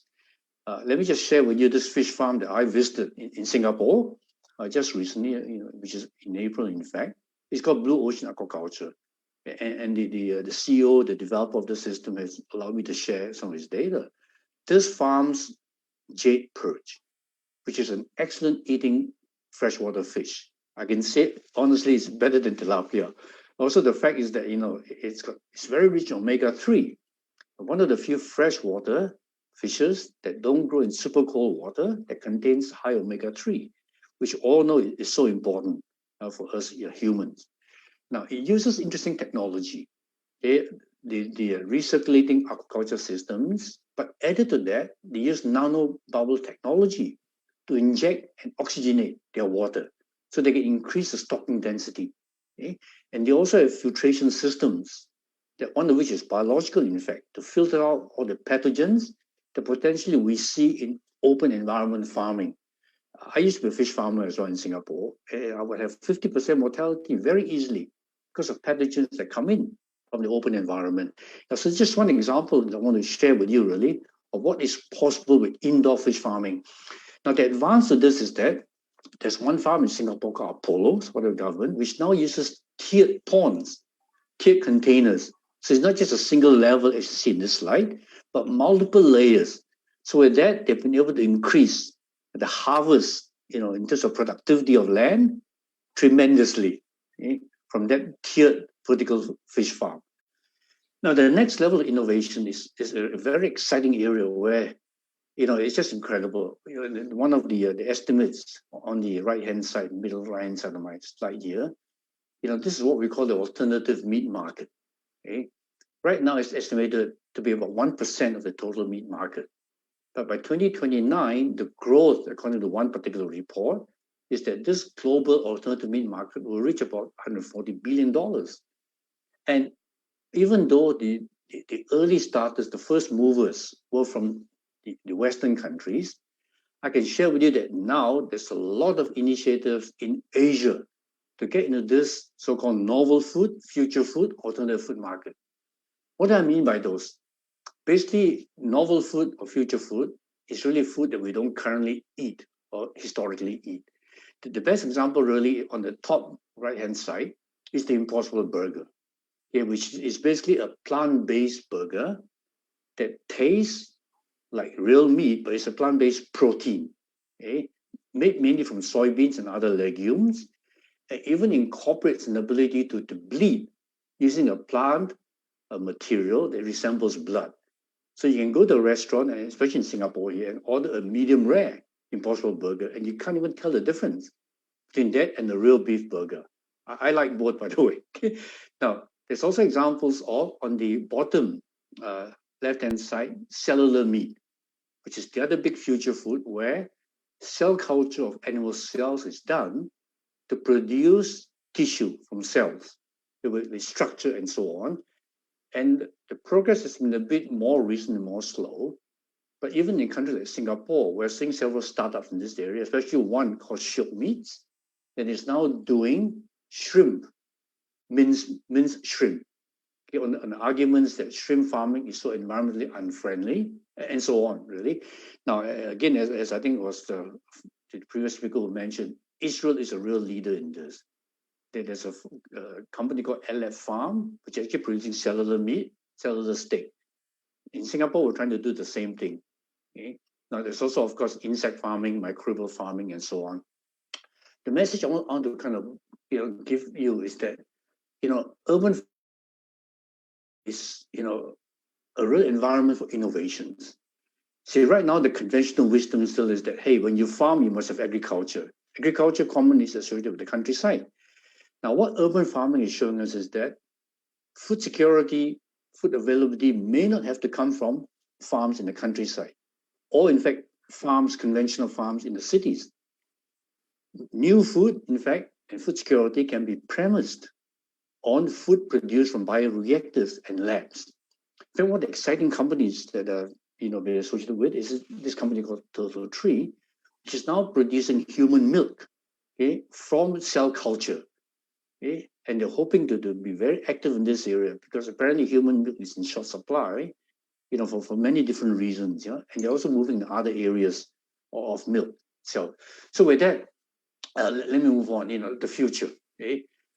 Several years ago, Desmond Despomier wrote this book, okay, Vertical Farm, where he postulated that as cities develop, as problems keep increasing in the countryside with land degradation, freshwater resource, degradation, and so on, that we may even envisage condominiums at different levels of farming, including animals, where right at the top could be aeroponics, then hydroponics, and soil culture, and so on. Okay, there's one prototype, as far as I know, that's been built, okay, in a certain country. It's not commercial yet. Okay, so that's interesting. Now, I want to kind of again round up my talk by kind of saying that all these new innovations are premised on exciting developments in disruptive technologies. I've spoken in the Philippines before about disruptive technologies, one of which is digital technology. Agriculture is one of the least digitalized of all the sectors of the economy, and for many different reasons. But we're seeing now that changing in the urban sector, but also in the rural sector. And so these technologies were referred to by the previous speaker, drones, sensors, and so on. See, today, we not just have sensors for the environment, but even sensors for plants. They can actually tell you remotely whether plants are under, supplied with nutrition or oversupplied with nutrition. It's how amazing the technology has developed. Okay? There's fintech, again, mentioned was made of e-commerce. Even AirAsia, one of the budget airlines in Southeast Asia, is getting in this e-commerce, area. But for those of you who are more academically inclined, I want to put to you, and my colleagues at ADB and I wrote an article about this, that all this, is in a sense a precursor to what is emerging as knowledge-intensive agriculture.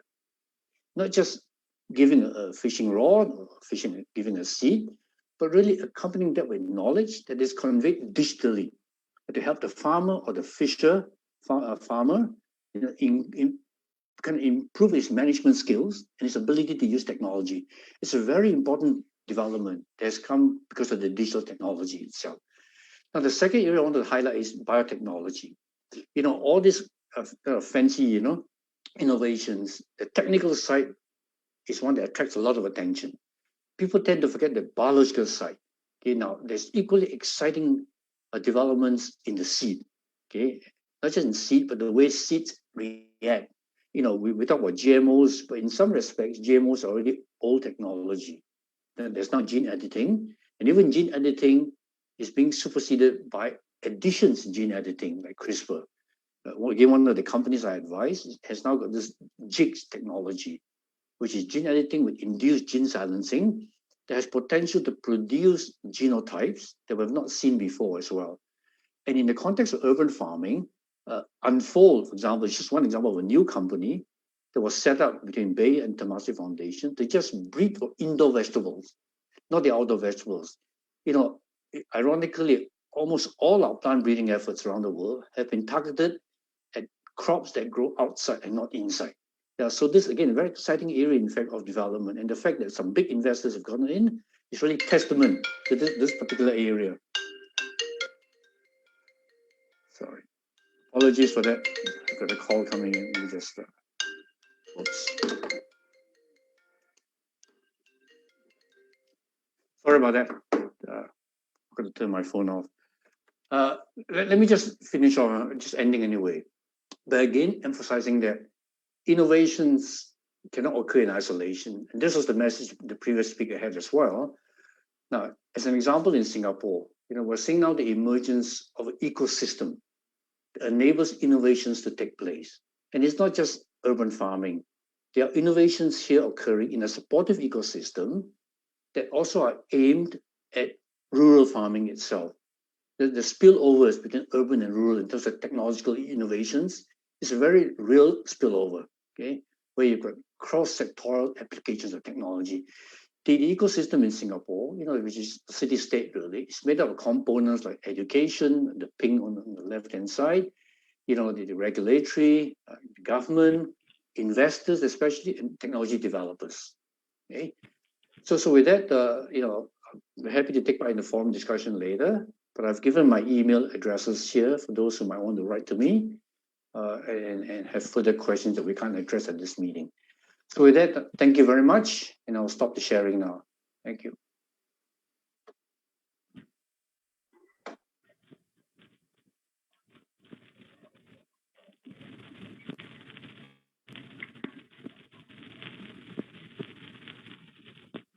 Thank you, Dr. Teng.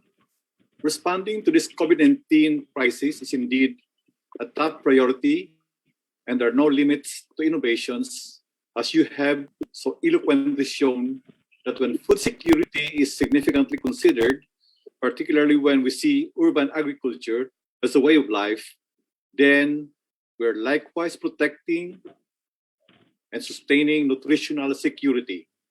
Healthy food equates a healthy lifestyle, something we all need in these pandemic times. Thank you again, Dr. Teng, for your insights on urban agriculture. Let's give a virtual round of applause, either by raising your hands or turning on your video cams to show your applause for our third plenary speaker, Dr. Paul S. Teng.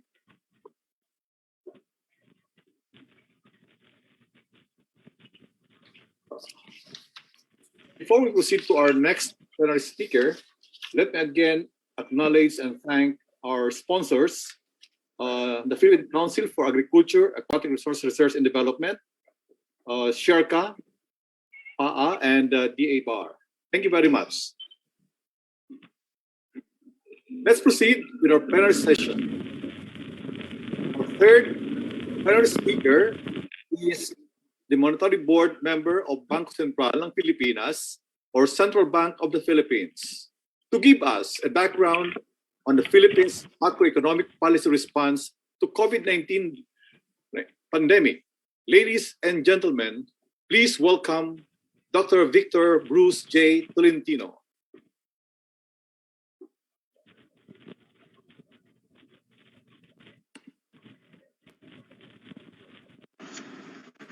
Good afternoon.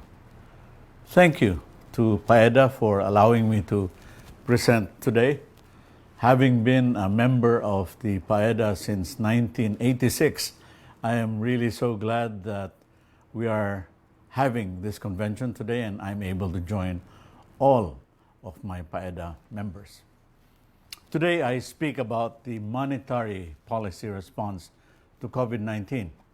And of course, the monetary policy response to COVID-19 is managed by the Bangko Sentral ng Pilipinas, the Central Bank of the Philippines. Today, I'll speak of three main topics. First is BSP's mandate and crisis response. Second, updates on the fundamentals, inflation, external accounts, and the banking system. And third, what we at BSP envision to be the post-COVID new economy. What is BSP's mandate? BSP's mandate is set by law under Republic Act 11211. And it is to maintain price stability conducive to balanced and sustainable growth of the economy and employment. We have key responsibilities for price stability, financial sector stability, and to maintain and run an efficient payments and settlement system. We have two main advocacies. Number one, to promote financial inclusion, and secondly, to promote financial technology, fintech. Let's start with the macroeconomic fundamentals. We are in good shape. Our real GDP growth for 2020 understandably fell to minus 9.6%. due to the pandemic.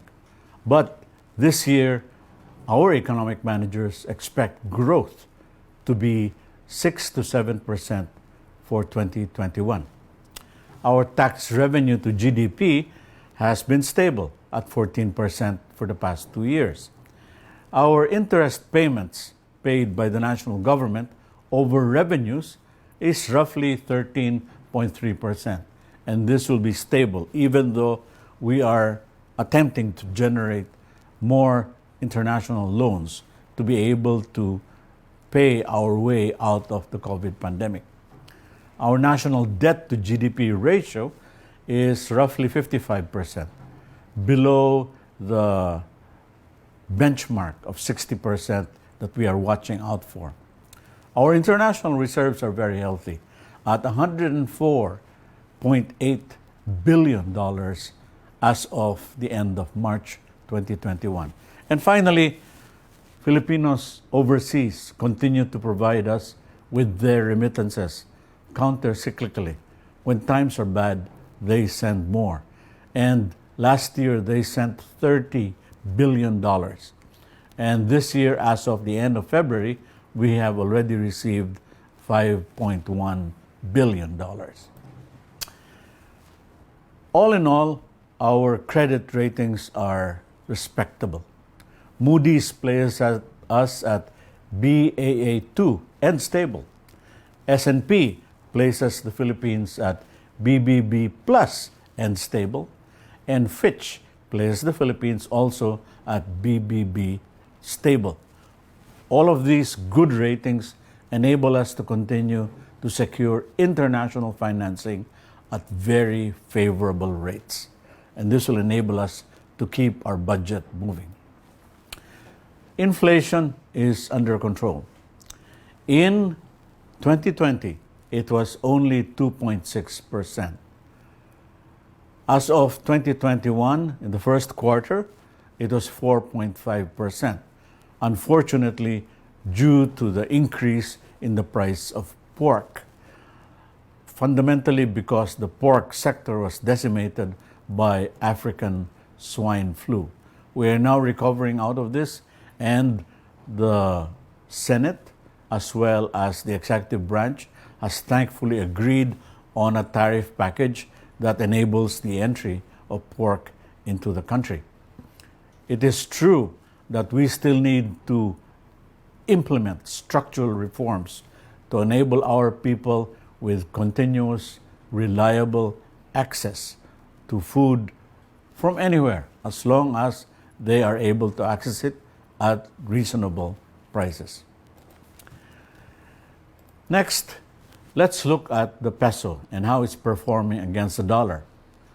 Well, because of our trade situation and because of the pandemic, we are appreciating. The peso is appreciating.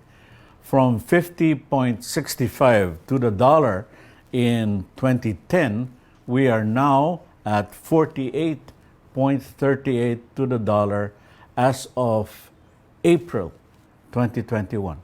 We have been appreciating. It reflects our strong economic fundamentals. Our hefty reserves, as I said earlier, are at $104.8 million for as of March 2021.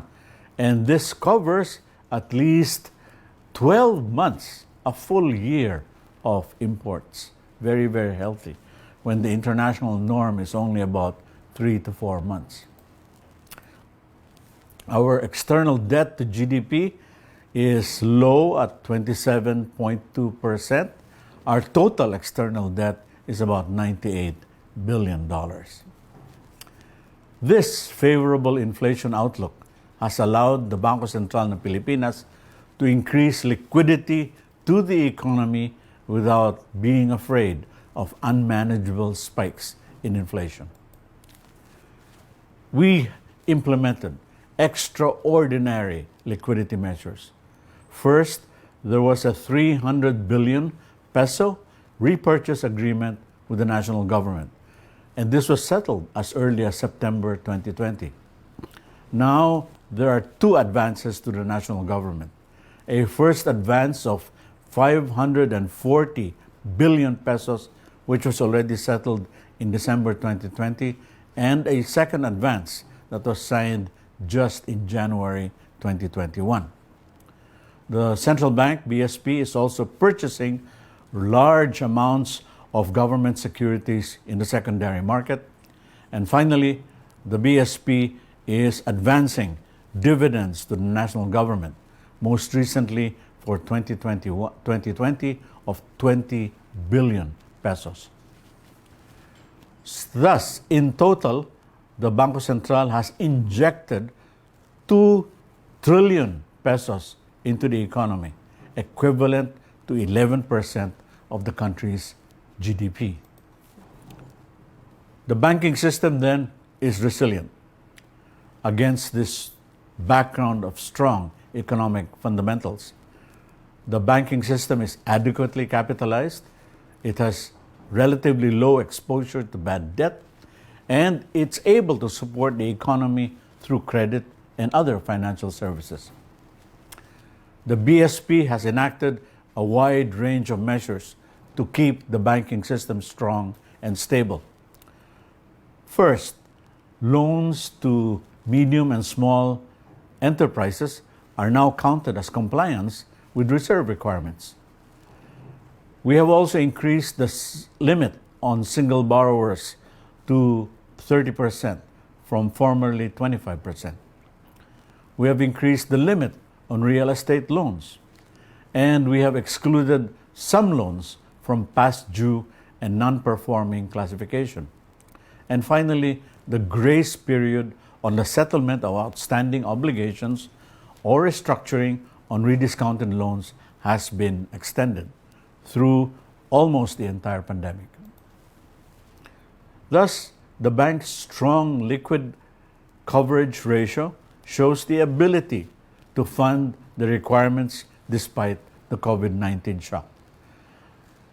LCR for the banking system is at least 200 billion pesos, way above the 100 billion pesos that's required as the minimum by the central bank.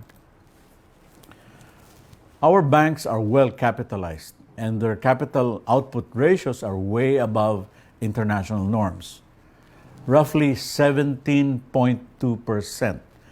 The BSP requirement is 10%. The requirement of the Bank for International Settlements is only 8%, almost double than the capacity or the requirement of the BIS. The banks have bad debts, of course, but these bad debt levels are way lower than they were during the Asian financial crisis. The total amount of bad debt is roughly 3.6%, only 3.6%. During the Asian financial crisis, it was 17.4%. Recently, President Duterte signed the Financial Institutions Strategic Transfer Act. This act will enable the banks to offload their bad assets and non-performing loans into strategic investment vehicles.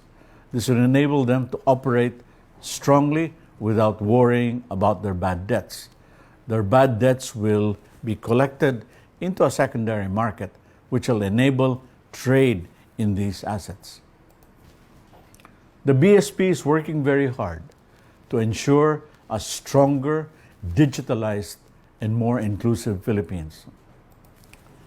First, there's the Digital Pera. This is the retirement fund for Filipinos, and this will be all digital.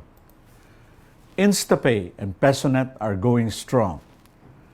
InstaPay, for example, has grown by 367% over the last few years, and PesoNet has grown by 381% over the last few years. Between these two digital applications, all remittances are now sent electronically from bank to bank, domestically as well as abroad. In the Philippines, the standard QR code for transactions is now being rolled out. and pretty soon all of us will be able to transact business and pay for goods and services with our telephones. Recently, on March 10, 2021, the President signed Executive Order 127. This expands the provision of satellite services so that all internet service providers can have access to satellites without need for a congressional franchise. This is a major move to enable companies to invest in satellite connectivity and digital services. This will also enable our cell phones to work better all across the country. And finally, this will enable the banks to ensure that they are able to serve through digital means all Filipinos located across our archipelago. The roadmap for digital transformation to 2023 aims to have 70% of all Filipinos having bank accounts by 2023 and half of all financial transactions be digital by 2023. That's the goal, and we are well on the way toward achieving it. Let me summarize. The impact of COVID-19 on the Philippines is transitory. Second, the Bangko Sentral ng Pilipinas will continue to work hard to support the economy. Our focus is recovery plus plus. Recovery that is stronger, more technologically advanced, and more inclusive. That is our vision. Thank you very much.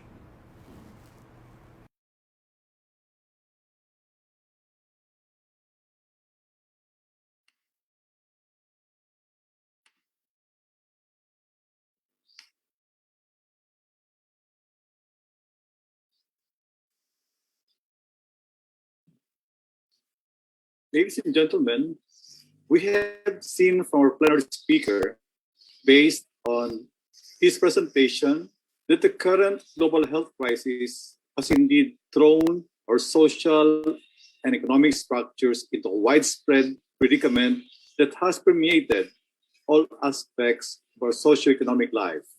It is good to know that with innovative ideas and our very own sound macroeconomic policy, we shall overcome the constraints and hardships together. Thank you, Dr. Bruce Tolentino, for giving us a general view into the Philippine response from the macroeconomic perspective. Once more, let's give a virtual round of applause, either by raising your hands or turning on your video cams to show your applause for our third plenary speaker, Dr. Bruce Tolentino.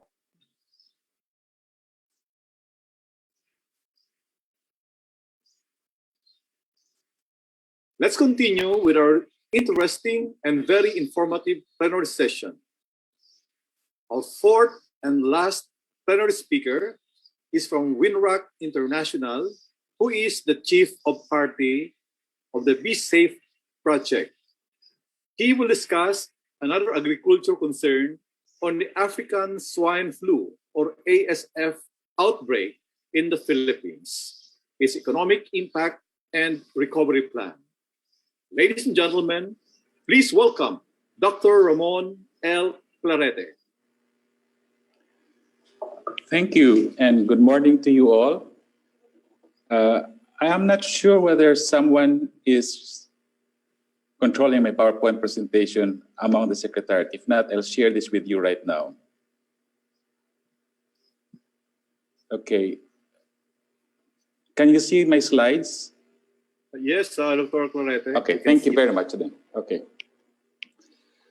Good morning to you all, and I would like to talk about the African swine fever outbreak in the Philippines, its economic impact, and then give some few thoughts about the government's recovery plan away from it.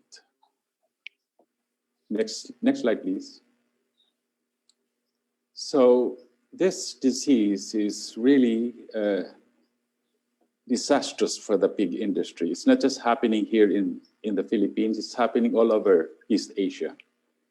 It is a very deadly disease for the pigs, and it has decimated our pig industry about 2 years now. So the Philippines officially announced the outbreak sometime in September 2019, when we had confirmation that some of our pork samples sent to the OIE reference laboratory in UK confirmed that we had ASF here in the Philippines. Next, please. Next slide. And it spread very rapidly here on the island of Luzon, particularly in the two regions, Central Luzon and Calabar Zone. And some of the factors contributing to this rapid spread of the disease is, well, we have 60% of our pig farmers that are backyard, and they have this practice of swale feeding. Lack of biosecurity, contract breeding, which could spread the disease around the market, lack of respect of safety procedures when they exist. And that's even true for large commercial farms, according to JIRA, which wrote a report about the ASF problem here for the US National Pork Board. Insufficient government financial support. And related to this, it occurred at a time when there was a transition of administration at the Department of Agriculture. The outgoing administration did not have any more time to address the problem, and the current administration inherited it in September, just about the time when the Department of Agriculture was dealing with another problem, which is the effects of the rice tariffication law. Next slide, please. Okay, so in the next few slides, I would like to go over how much of the damage was done by the ASF, starting with the pig inventory, annual inventories. You can see on this chart, the green line would be the annual inventory, and then the purple line would be the changes in annual inventories. So as you can see in the 2020 and 21, you can see a very sharp drop of inventories. Something like about 3 million heads of pigs were destroyed. Next slide, please. And this is another picture of the damage, this time the quarterly inventory. Now, these are starting inventories. So when we say quarter one, that's basically January 1 of the year. So it reflects, therefore, what happened the quarter before. Now, typically, if you study these changes, which is this purple line again, quarterly, the pattern is something like this. There's going to be a very big drawdown of the stocks in the last quarter of a calendar year. And that's obvious. That's our holiday season. And then the next 2, 3, 4 quarters, and I just make a stress, 2, 3, 4 means the first quarter, second quarter, third quarter of the calendar year.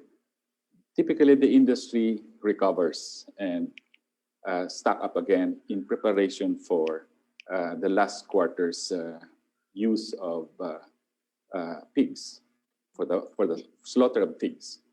But you can see in the last 2020, quarters 2020 and 21, 2020 in particular, you have really this consistent drop.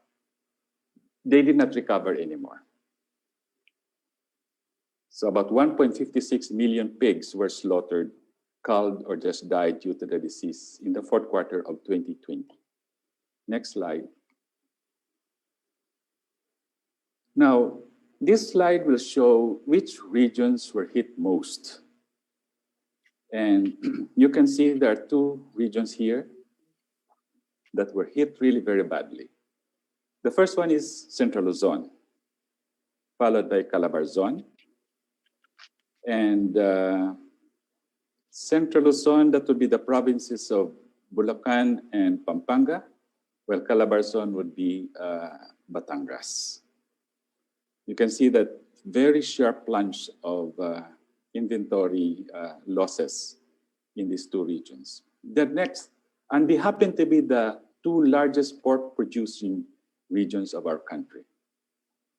So that's how bad it was. It was so rapid in these two regions that are the topmost producer of pork in our country. The third most, which is Western Visayas, appeared not to be very badly hit, although you can see this downward trend of inventory for the region. The next 3 or 4 regions below are not really large producers, but you can see slightly also the effect of the ASF on these regions, with the exception of Central Visayas, which appears to be building their stocks even in the height of the ASF disease. So they may appear to be not hit by the ASF itself. Next slide, please. That was inventory, that was heads. Now this is about pork. So this chart tells us that in terms of pork supply, Central Luzon lost around 28.36%, followed by a far second, which is Calabarzon, nearly 8%. Now, there were also significant losses like Caraga, Bicol region, which are above the national average of about 6%. Now, these two regions are not really large pork producers, but they have a significant hit by the ASF disease. Now, there are other regions that have even positive increments to their pork supply. It's either they may not have been hit by the ASF, and even if they were hit, they were not hit as badly, so they still have a positive increments to the pork supply. Next slide, please. Next slide. Thank you. Now, this slide is important for me because it gives me what kind of shock that I will use in order to estimate the economic value of ASF in the country. So, well, I did some regression analysis using Philippine Statistics Authority data, PSA data, and I found out that for 2019 and 2020, the average percent loss of the herd due to ASF for this year was 7.36, which is kind of very low. And I'll explain that why. But then because it's kind of low, because if you look at the 2020, the country lost about 3 million heads in 2020, okay? Well, what probably happened there is it was an average of, the 736 is an average of 2019 and 2020. And in 2019, you just have basically the last quarter of 2019 to reflect the spread of the ASF disease. 2020 will be the first full year that we had the disease. So let's just forget about the result for the regression. So we have about 3 million heads for 2020. Now the private sector had even larger estimates of losses. JIRA, I think, estimated that in 2020 we lost about 2 million heads. And then it's projecting that this year, I'm not sure if that's going to be true, about 4 million heads. I asked some experts about what this really means in terms of pork supply. So let me now go into the next slide, please. Okay. Now, this is the slide that I would use for my model. Well, at the low end of it, we have the Department of Agriculture's estimate that we lost about 350,000 metric tons of pork. This is now pork rather than heads. JIRA, on the other hand, says that in 2020, we must have lost around 277,000. And then it's projecting that the losses for 2021 is around 814,000 metric tons. That's about nearly around, if we adjust this for, because JIRA is just carcass equivalent, heads and feet are not part of it. Well, tayo naman, we have sabit ulo. So it would be about 716 rather than 814,000 metric tons. So roughly, that's about 44% of the pork production in 2019 that we may expect to lose due to ASF. DA should be about half of that, 20%. So what I did is just to average this, which is around 32, and I rounded up to 35%. So 35% is my estimated pork supply loss due to ASF, which I will introduce into a model of the Philippine economy. Next slide, please.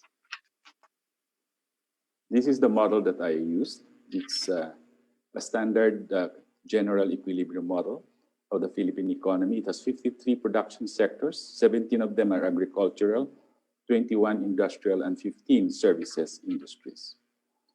The household sector is represented by 10 income deciles. And of course, there are other institutions like government, representative business enterprise, representative financial intermediary, and of course, the rest of the world. Next slide. So these are the three policy scenarios that I ran the model. The first one is the baseline equilibrium run, which is the no ASF run. That's the base run. The second one is the ASF run, which is really the African swine fever introducing the 35% loss in pork supply, but the government does not change its import policies. Lastly, it's this ASF, but this time we reduce the import tariff rate of pork. It was earlier discussed by Dr. Tolentino about the compromise agreement between the Senate and the executive branch on the tariff on pork. Basically, somehow we need to slash down tariffs on pork, but by how much, that has been the problem between the senators and the executive branch. In my case, I slashed the tariff in this particular study by a third. So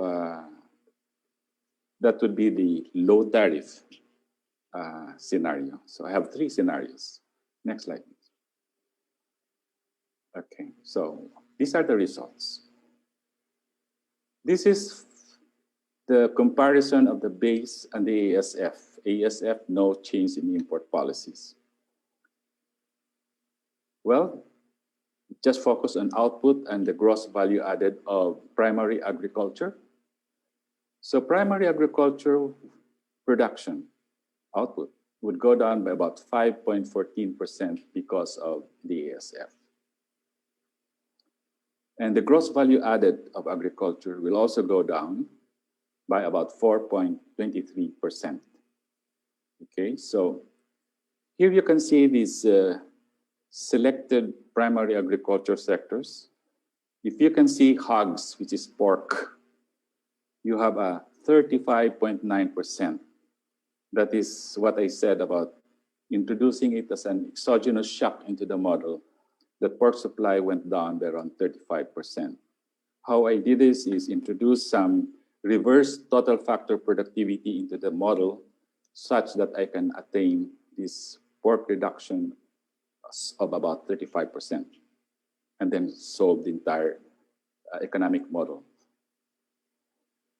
Okay, so that's how agriculture performed because of this. So just take a look at these losses. Agriculture loses about 79.742 billion pesos in gross value added yearly. Next slide, please. Okay. In terms of how this is distributed across the sectors, okay, In terms of gross value added, you can see here that hogs basically is about 57.2% of the GVA loss, about 45.6 billion pesos yearly. And you can see that the other major industries hit by the ASF are those industries that are closely tied with hogs. Or what are they? Well, corn, which is used as feeds for livestock, poultry, which is a substitute of hogs or pork, and agriculture services, and rice is also one of the badly hit by the ASF. In terms of revenue losses, most of the revenue loss is accounted for by the hogs, about 82% of them. So that's around 15.2 billion. So I made some ratio. For every peso lost in revenues because of ASF, we lose about 5.24 peso in value added. Next slide, please. Now, this is not just happening in agriculture. It has reverberated into the rest of the economy. So let's look at the overall economic performance because of the ASF.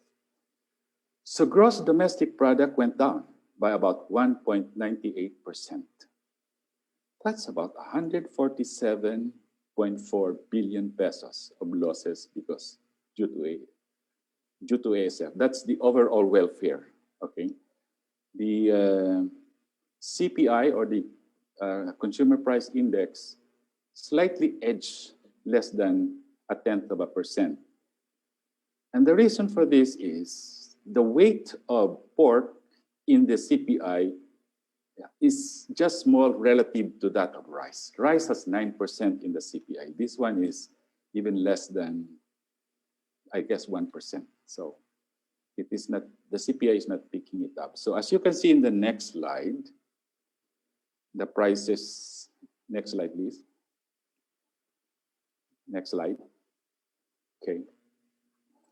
So the second column in this chart, prices, you can see hogs, 181.6% increase of prices. That's when ASF hit, but we did not expand our imports. And it is one of these things that Dr. Tolentino said, how our CPI was kind of at the upper end of the monetary board's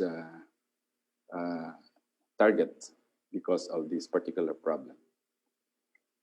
Now, the second column is 35.9. That's the loss in output of hogs, of pork. And next slide. And as you can see, this is just a confirmation that there's no new imports coming in response to ASF under this particular simulation. So the message here is, you had a drop in local production. You did not increase your imports to make up for the deficit. Then you have all these serious consequences on the agriculture sector as well as on the economy. Now, next slide. Let's look at how this affected our consumers. So all of them are affected adversely by the disease. You can see the last column there, all having negative signs. Both extreme of the distribution suffered more than the ones in the middle. The poorest and the richest household deaths tend to suffer more than those in the middle. Okay, next. And I had this tax revenue effect because when I started this particular study, I was talking to people at the Department of Agriculture, and they were preparing this proposal to the Congress for additional funding for the repopulation program of the Department of Agriculture for the hogs. And they need money. They need around 27 billion pesos of additional funding. So I made a computation. If we did not have any repopulation program and we did not have any imports increase, all of these scenarios in this particular run, my estimate of tax revenue losses are around 23.4 billion pesos.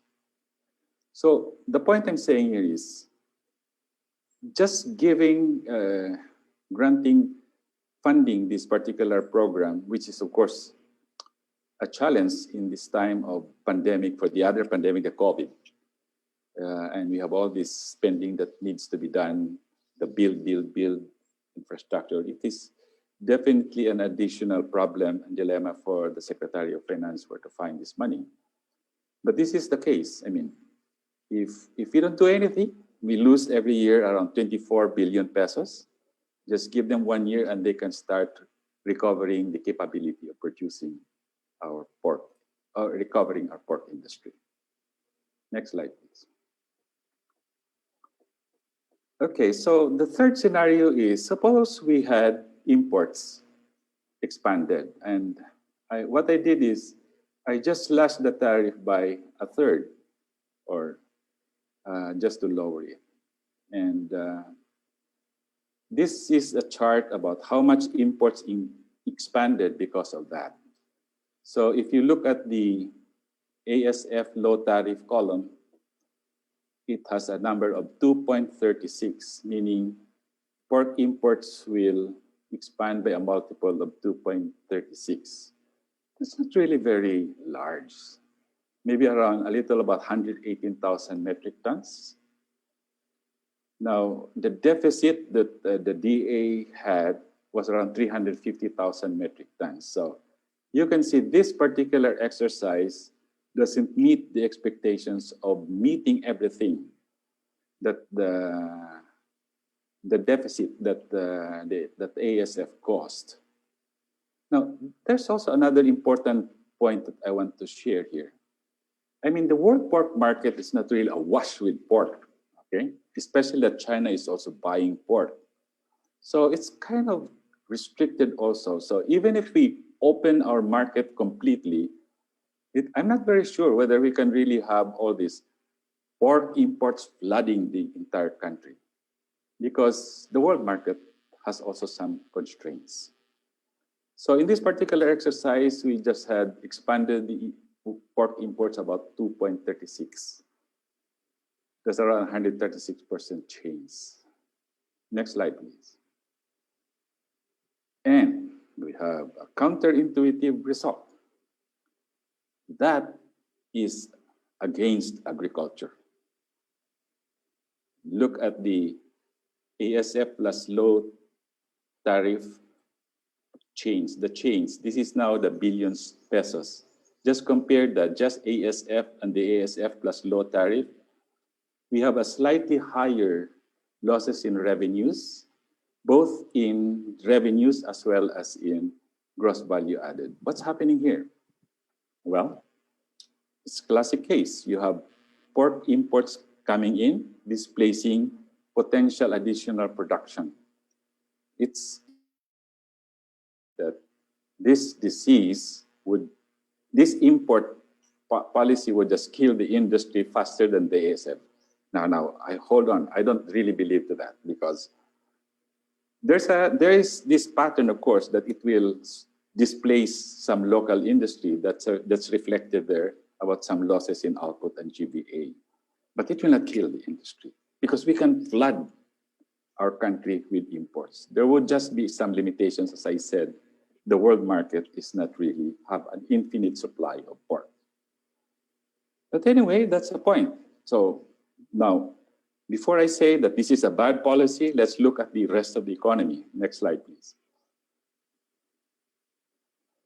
Okay, just going on, just confirming, for example, local output. We have here, in the last two columns, compared the 35.9 and 39.6. There's some induced additional losses in pork output because of additional imports. Next slide, please.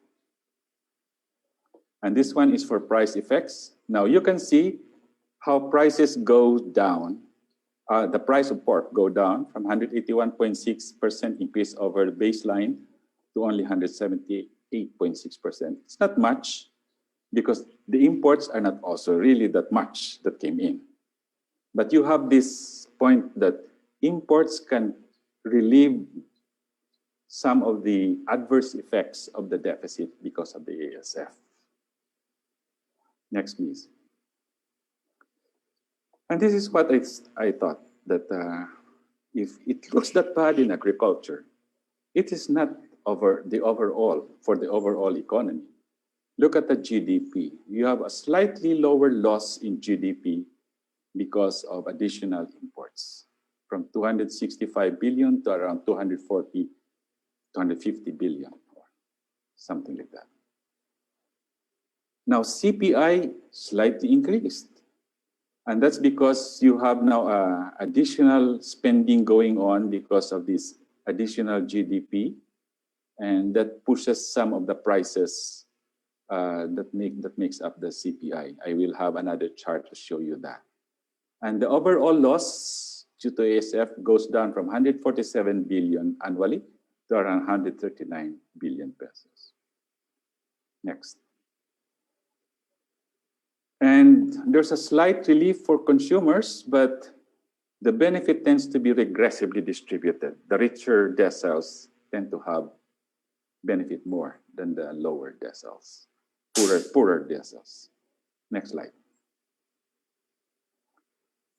Okay, I must not have prepared the prices, but I think in the earlier chart, I did not mention about the other prices going up. Okay. Anyway, in interest of time, I'll just go to my second part, which is the recovery plan of the DA. They call it the INSPIRE program. It's an acronym for something. Next, please. Okay, and basically, it is composed of repopulating the country's swine industry, restructuring. This is interesting. 60% of our industry are backyard independent farmers. The veterinary experts saying that cannot go on because this is hard to biosecure. So they are promoting or suggesting to cluster the backyard farmers into just like mini commercial farms. Of course, you have to increase the breeder base. About 330,000 breeders were lost due to ASF. And that really is eating into the capability of the pig industry. Financial institutions providing loans, livestock insurance for indemnification. If you lose pigs due to ASF, you can insure against that risk, or farmers can insure against that risk. And encourage industry-led partnership with the DA. Next slide, please. So basically how this does is 90 days. So the 30 and 20 are spent for cleaning up the farms, and then 20 for bioassay to ensure that there's no more ASF in the particular farm. And then for the next 40 days, they will introduce these pigs. They call it sentinel pigs. And if none of them is going to die for ASF, then that particular farm is declared ASF free. And then the repopulation starts with strict biosecurity. Okay? And of course, backyard farms, as I mentioned, are encouraged to cluster. There's insurance against the virus and financing provided. Next, please. In the next, I think I've just stressed the importance that this reherding or repopulation of the pig population is very important. That's basically an investment, a capability. It's like a PPP because, in fact, a quintessential PPP because it's not just the private sector and the government, the national government. It also involves the local government. So it is very important that this is going to happen. It is like a public good. If we don't do anything, our capability to produce pork is going to go down significantly. So we have to rebuild. So we have to spend. Now, some of this will be spent by the private sector. Some of this will be spent by the government. Next, please. Okay, now the most important challenge I see in this program is really the transformation of our backyard farmers. They are independent farmers. They look at backyard pig farming as like additional cash income for them. And they are independent. They do what they do. Open farming. And that's precisely what the veterinarians are saying. That's kind of risky. The ASF virus is with us, and it's very hard to control if we still have that. So how do you cluster these farms? Now, that's a very big challenge on the part of this program. And I think we should think about the local government units providing incentives for backyard farmers to cluster, form local agroeconomic zones. You're familiar with the Mandanas ruling. They will have more money now, and they could certainly do. Now, one of the benefits that the local government units can provide is this. You know, these, if you have these commercial farms, you have this big problem of cleaning the farms where you're going to dispose the waste, etc., because the Department of Environment and Naturals are very strict about this. Now, the backyard farmers don't worry about that. Now, they will be worrying about that if they are now clustering, because that's a relatively big farm of about 50 farmers. Now, this can be assisted by the LGUs, and the LGUs can provide for the cost of cleaning up. The LGUs can use this for energy source, whatever, and other tax incentives that they can provide. The government, national government, will provide them the housing for the clustered farm. But there's more to it. This orientation about clustering, that's new to our farmers. And that's a lot of managing, change management to do on the part of the implementers of this program. Now, it's very possible that some backyard farmers will not follow this. So what are we going to do about that? Next, please. Now, if we want something very fast in recovery, we just cannot afford not involving the commercial farms. Commercial farms are 20 sows to more, and they can very well speed up the recovery of the country's inventory. So as much as possible, we have a new law called CREATE, which I thought this would be a wise use of it. An agro tax incentives for commercial farms that participate in repopulating our swine industry with strict biosecurity. Okay, so those would be the parameters that we would look at before Department of Finance or the national government to provide them tax incentives. They be provided with access to financing, because this is the kicker of the population program. We can provide, or the program can provide them mobile testing kits so that right there at the farm, they can easily undertake the tests so they can control if there's going to be any resurgence of infection of ASF. Next, please.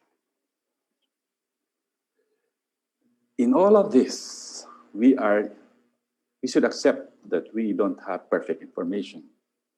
As we implement this project, we will discover risks. One risk that I thought would be this: some backyard farmers will not just believe in clustering, so they will continue to be undertaking their own independent farming. What are you going to do about that? If there's really a genuine risk that they can be the vectors of infection of ASF to the other farms that are strictly implementing biosecurity. So That's the kind of culture that needs to be developed among the program implementers, and basically do reverse engineering to find the appropriate solutions for it. If they don't do this, the whole plan will probably collapse. Next, please. And I would like to close that reherding with high price of pork is not a good strategy. I think high price of pork will just drive consumers away from pork. So what are you going to prepare for if the market is going to shrink because you have priced yourself out of the market? So and then also in the midst of the ASF and the high price of pork, this will encourage all these undocumented imports and all these breaches of biosecurity protocols. And that could be a classic situation that the program is not going to work. So I would encourage that the high price will be moderated, low. This is not going to kill the industry. This is just actually to prepare that the market is still there when the industry would have recovered. That's all. Once the industry will recover, then it doesn't matter whether pork prices, if the industry can survive at that pork prices, then that import policy is consistent already with the requirements of the industry itself. And with that, I think I close my presentation. Thank you.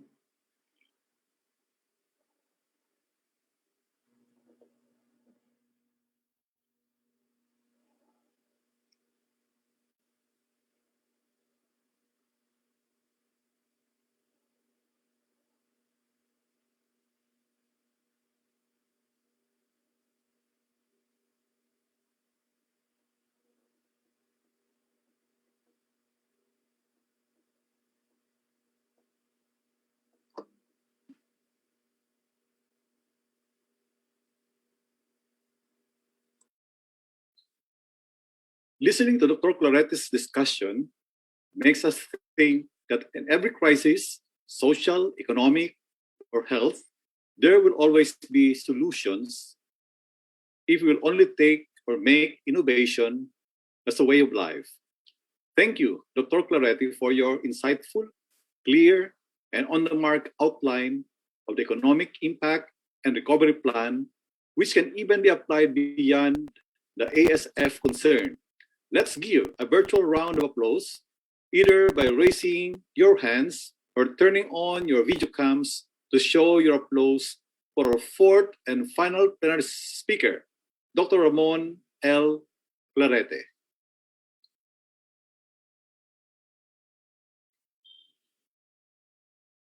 Ladies and gentlemen, there you have it.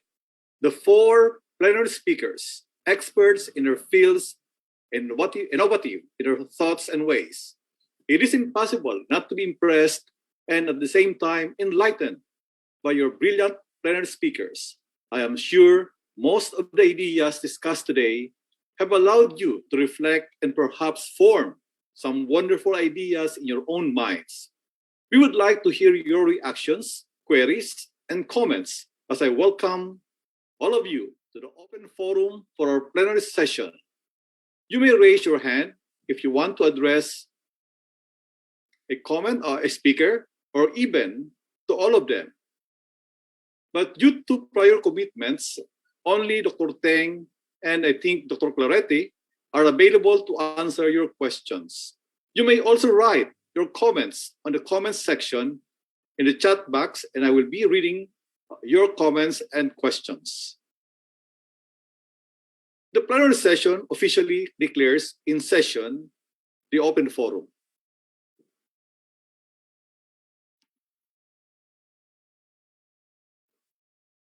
Any questions from the floor? Or comments, clarifications?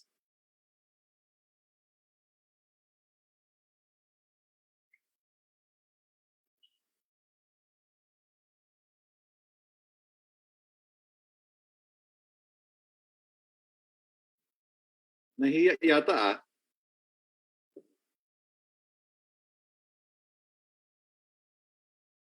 Okay, there's one question here.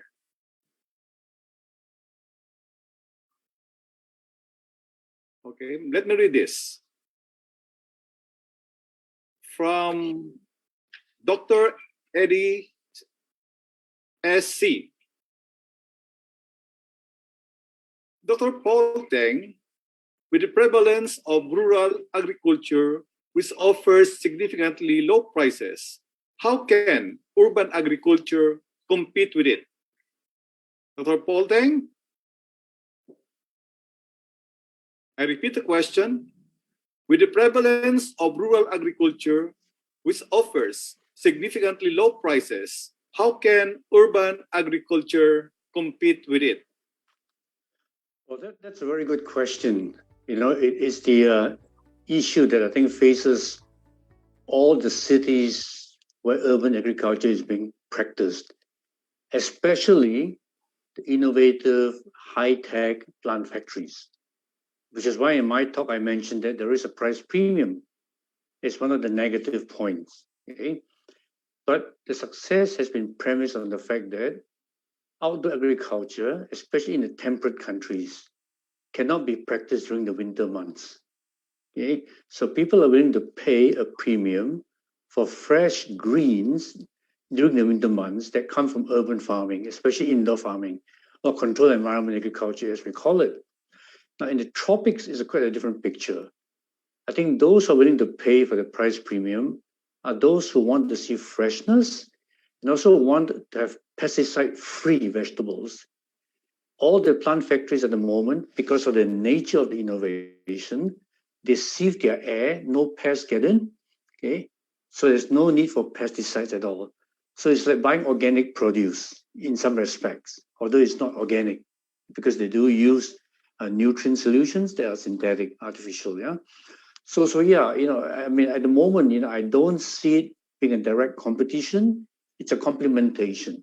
And in the context of this particular meeting, COVID-19 has really shown that cities need to have some way to provide a buffer for disruptions of food that comes in from the countryside.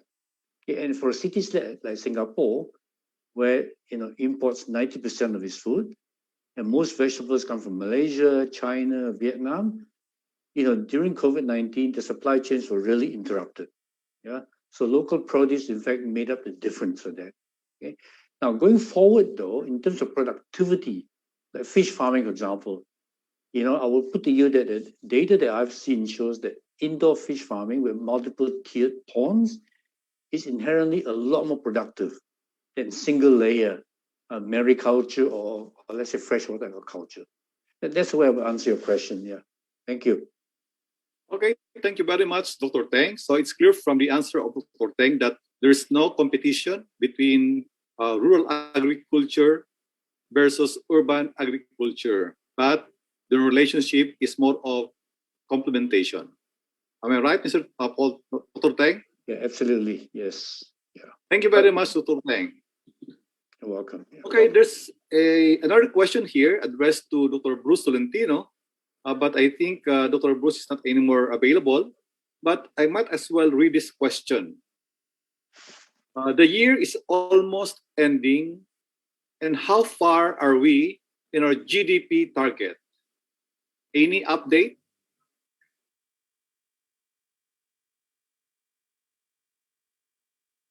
So Dr. Bruce is not anymore available.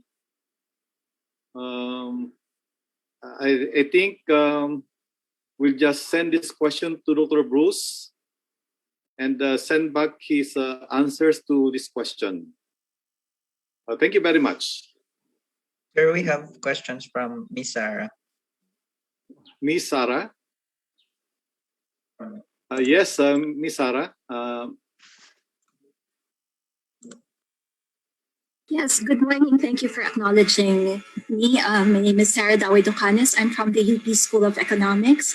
And I'd like to thank our speakers for a very interesting and thought-provoking presentation. So my questions are addressed to Dr. Teng, and another one will be to Dr. Clarete. The chair would so allow me.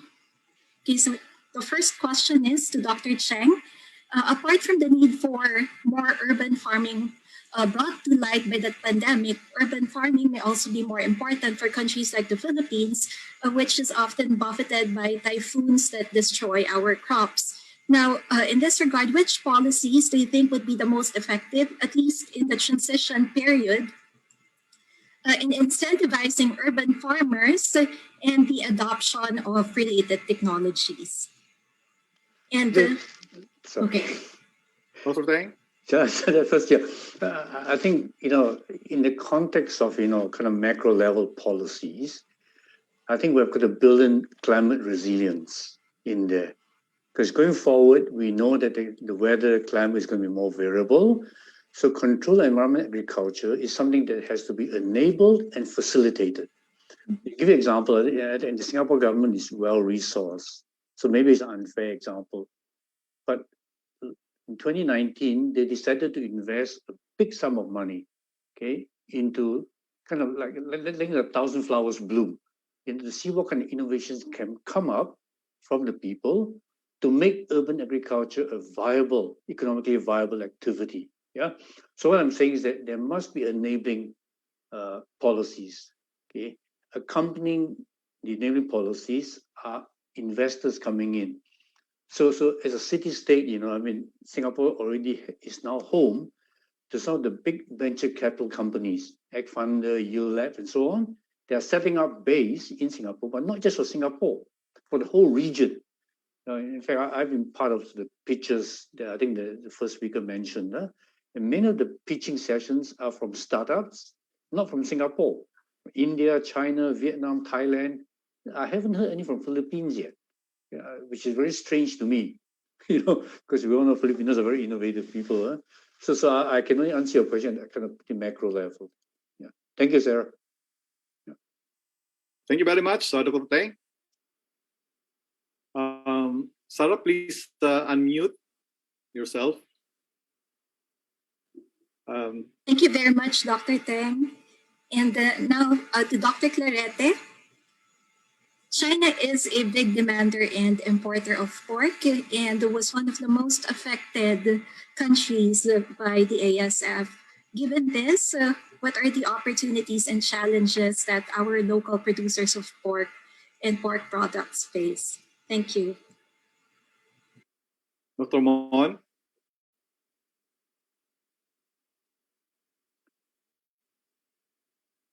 Okay. Thank you, Sarah, for that very interesting question. I think we have to look at how China is responding to this ASF, because it can really change the dynamics of the pork industry market in this particular region. They are modernizing their pig industry very, very rapidly. So I think we should take a cue here in the Philippines. We cannot just be forever, insulated from being an island archipelago. We have to look at ways how to modernize our pig industry. We cannot rely on just pork tariff protection. We have to adopt new technologies, new practices. That backyard clustering farming, that's a very good sign already, if we can do that. So there's no ifs here. We just have to do it. Thank you. So thank you very much, Dr. Montclorete. Thank you very much, Sarah. There's one interesting question here in the chat box intended for Dr. Montclorete. Dr. Clarete, have you presented your analysis to the policymakers? They need to be enlightened on this ASF issue, especially the effects reflected in the simulation and the repopulation recommendation. Dr. Mon?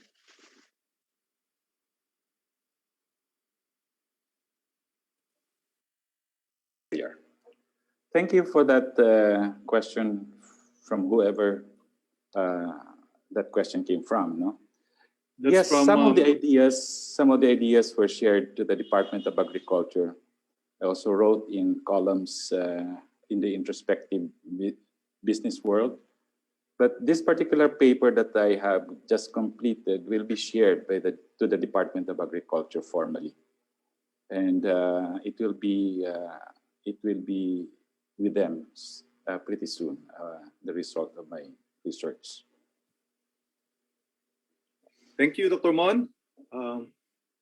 Another question here in the chat box for Dr. Clarete. The price of pork had increased significantly at the retail market. In our town market alone, the price increased from 200 pesos per kilo to more than 300 pesos per kilo in 2019 to 2020, and remained to be at this price in 2021. How can we control the retail price of pork considering the decrease in supply? Dr. Mon? Well, we just have to increase the supply. If the local, the local production cannot catch up because of the disease, then we have to open our markets for more foreign supply, at least temporarily. I mean, there's no ifs, again, and buts here. It's simple as that. I think the supply and demand law applies here. We want to lower it, then put more supply. That's all. Maybe we stop eating pork. Well, that could also be, but that will increase the price of chicken and fish. So thank you very much, Dr. Mon. There's also a question here for Dr. Bruce. I'll read it. Baka sakali kung if Dr. Bruce is listening, he might send his answer to us. Is the Duterte economic growth plunge true at all? What facts can we cite to support it? Thank you. I don't know.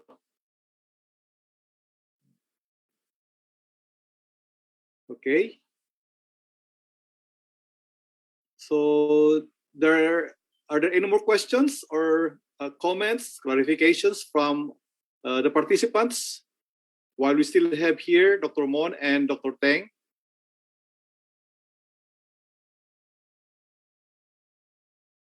We can entertain two more questions if you have.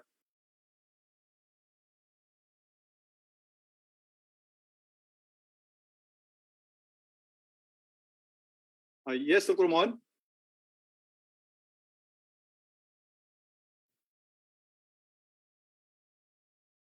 Please unmute yourself, Dr. Mon. Okay, Dr. Teng, Dr. Paul Teng, do you think with this urban agriculture, because I consider Singapore to be an urban country, can Singapore develop food sufficiency, reasonable food sufficiency with just urban agriculture?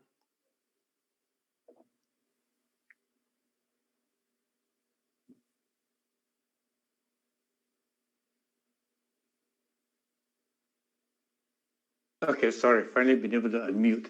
Well, that really is not the intention at all.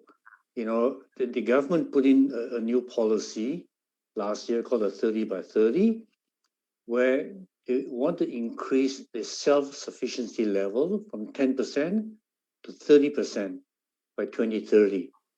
So this macro policy implicitly recognizes that Singapore will forever have to import its food. Okay, so I usually call this the 30-70 model. Okay, but that model is supported, okay, by a kind of a policy philosophy called resilience, okay, which says that if we build up the GDP per capita of citizens, then they've got greater ability to buy food. Okay, even if this food comes from overseas and is more expensive than self-production. Now, of course, the caveat always is that if your supply chains are interrupted, what can you do about it? Okay? So the government again has secondary policies to address that. Okay, so the intention is not to become 100% self-sufficient, but to come up with buffers.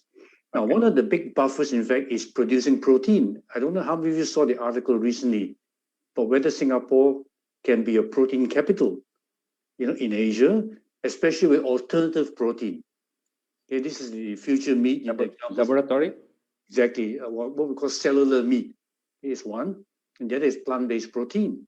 Okay, because protein is such an important part of the diet. Yeah. So personally, my assessments show that it is possible for Singapore to supply most of its own protein meats if, there's a big if here, if social licensing is obtained. Now, what I mean by that, social licensing includes consumer acceptance and having the correct regulatory framework in place to approve cellular meat as safe for consumption. Yeah, and Singapore was the first country last year to approve the first cellular meat product from the US, the chicken nuggets. It's the first regulatory framework to do that, yeah? So that's a long answer to your short question. No, very interesting. Thank you very much. Thank you, yeah. Thank you, Dr. Teng. We have two more questions for Dr. Clarete. The question is this: do we have any progress in the ASF vaccine? Because this is the most feasible weapon for swine repopulation based from commercial raisers and backyard raiser point of view.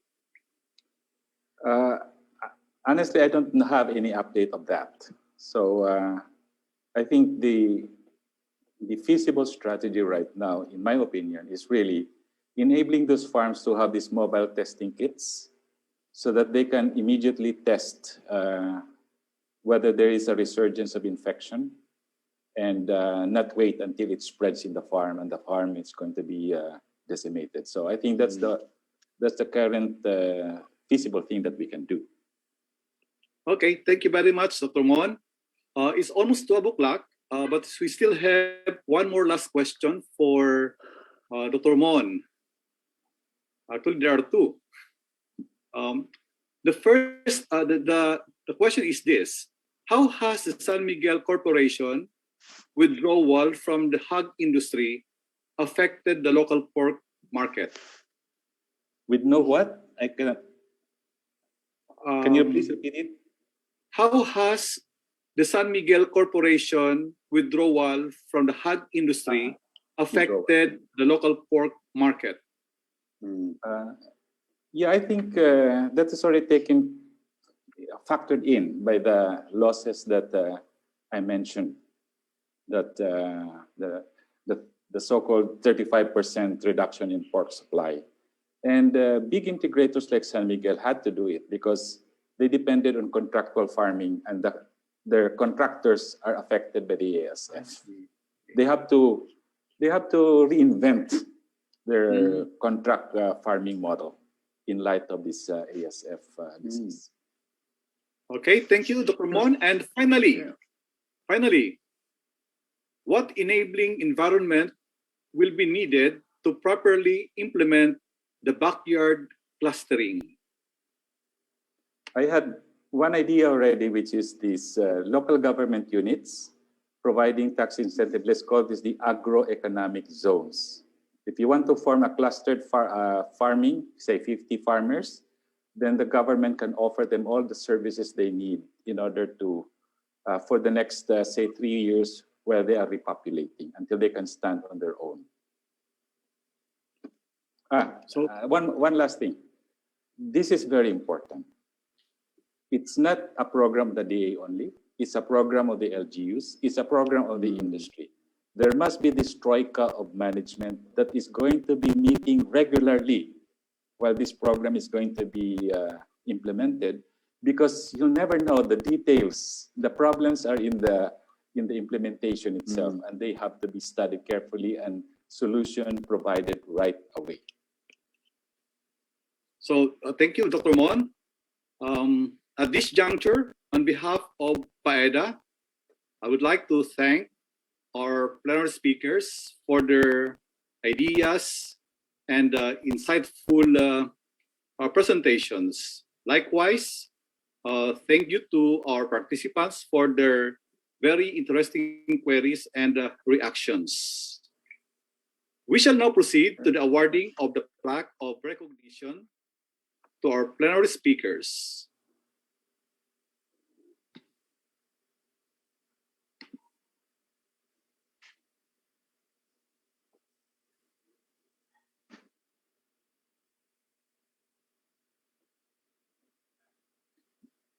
And let me read. The Philippine Agriculture and Economic Development Association, Incorporated, presents this plaque of appreciation to Mr. Faisal Ali, Program and Partnership Manager, Academy of Entrepreneurs, Australia, for having served as plenary speaker during the PAEDA First International Conference and 51st National Convention with the theme Building Resiliency through Agriculture, Aquatic, and Natural Resources, Innovation in the Time of Pandemic, given this third day of June 2021. Signed, Arnulfo M. Mascareñas, Vice President and Convention Chair. Signed, Melvin B. Carlos, President.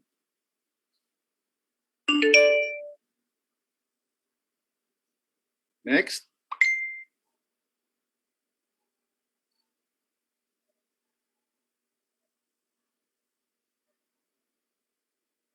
Next slide.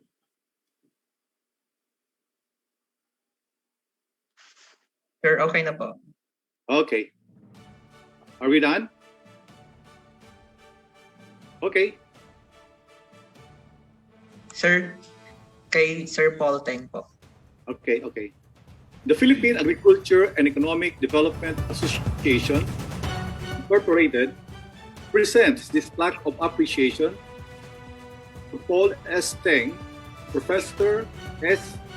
Rajaratnam School of International Studies, Nanyang Technological University, Singapore, for having served as plenary speaker during the PAEDA First International Conference and 51st National Convention with the theme Building Resilience through Agriculture, Aquatic, and Natural Resources, Innovation in the Time of Pandemic and Beyond, held on June 3 to 4, 2021 via online platform.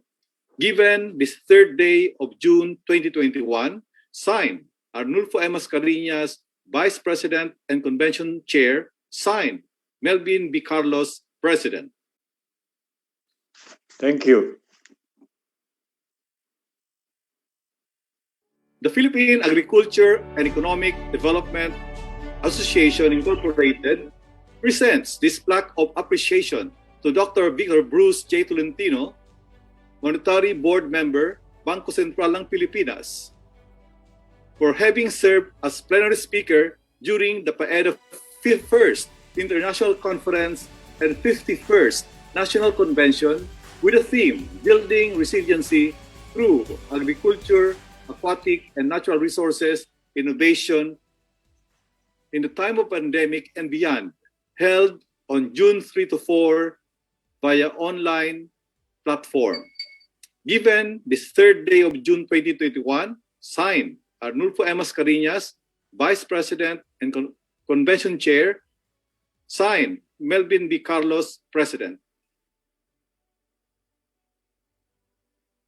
And finally, the Philippine Agriculture and Economic Development Association, Incorporated, presents this plaque of appreciation to Ramon L. Clarete, Chief of Party, Be Safe Project, Winrock International, for having served as plenary speaker during the PAEDA First International Conference and 51st National Convention with the theme Building Resilience through Agriculture, Aquatic, and Natural Resources, Innovation in the Time of Pandemic and Beyond, held on June 3 to 4, 2021 via online platform.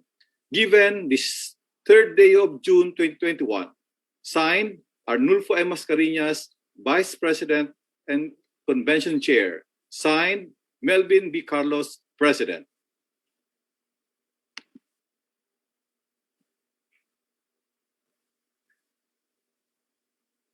Congratulations to our plenary speakers and to our participants for a lively and insightful first day of this PAEDA Conference 2021. Friends, guests, ladies and gentlemen, that concludes our opening ceremony and plenary session. Stay tuned for more insightful discussions until tomorrow. Oral sessions will start at 1:30 in the afternoon. You are all advised to refer to the room assignment for each session. This has been your Master of Ceremony and Moderator, Dr. Arnulfo M. Mascareñas, PAEDA Vice President, hosting from the confines of the Office of the President, Bicol University, saying thank you and have a safe and blessed day to all.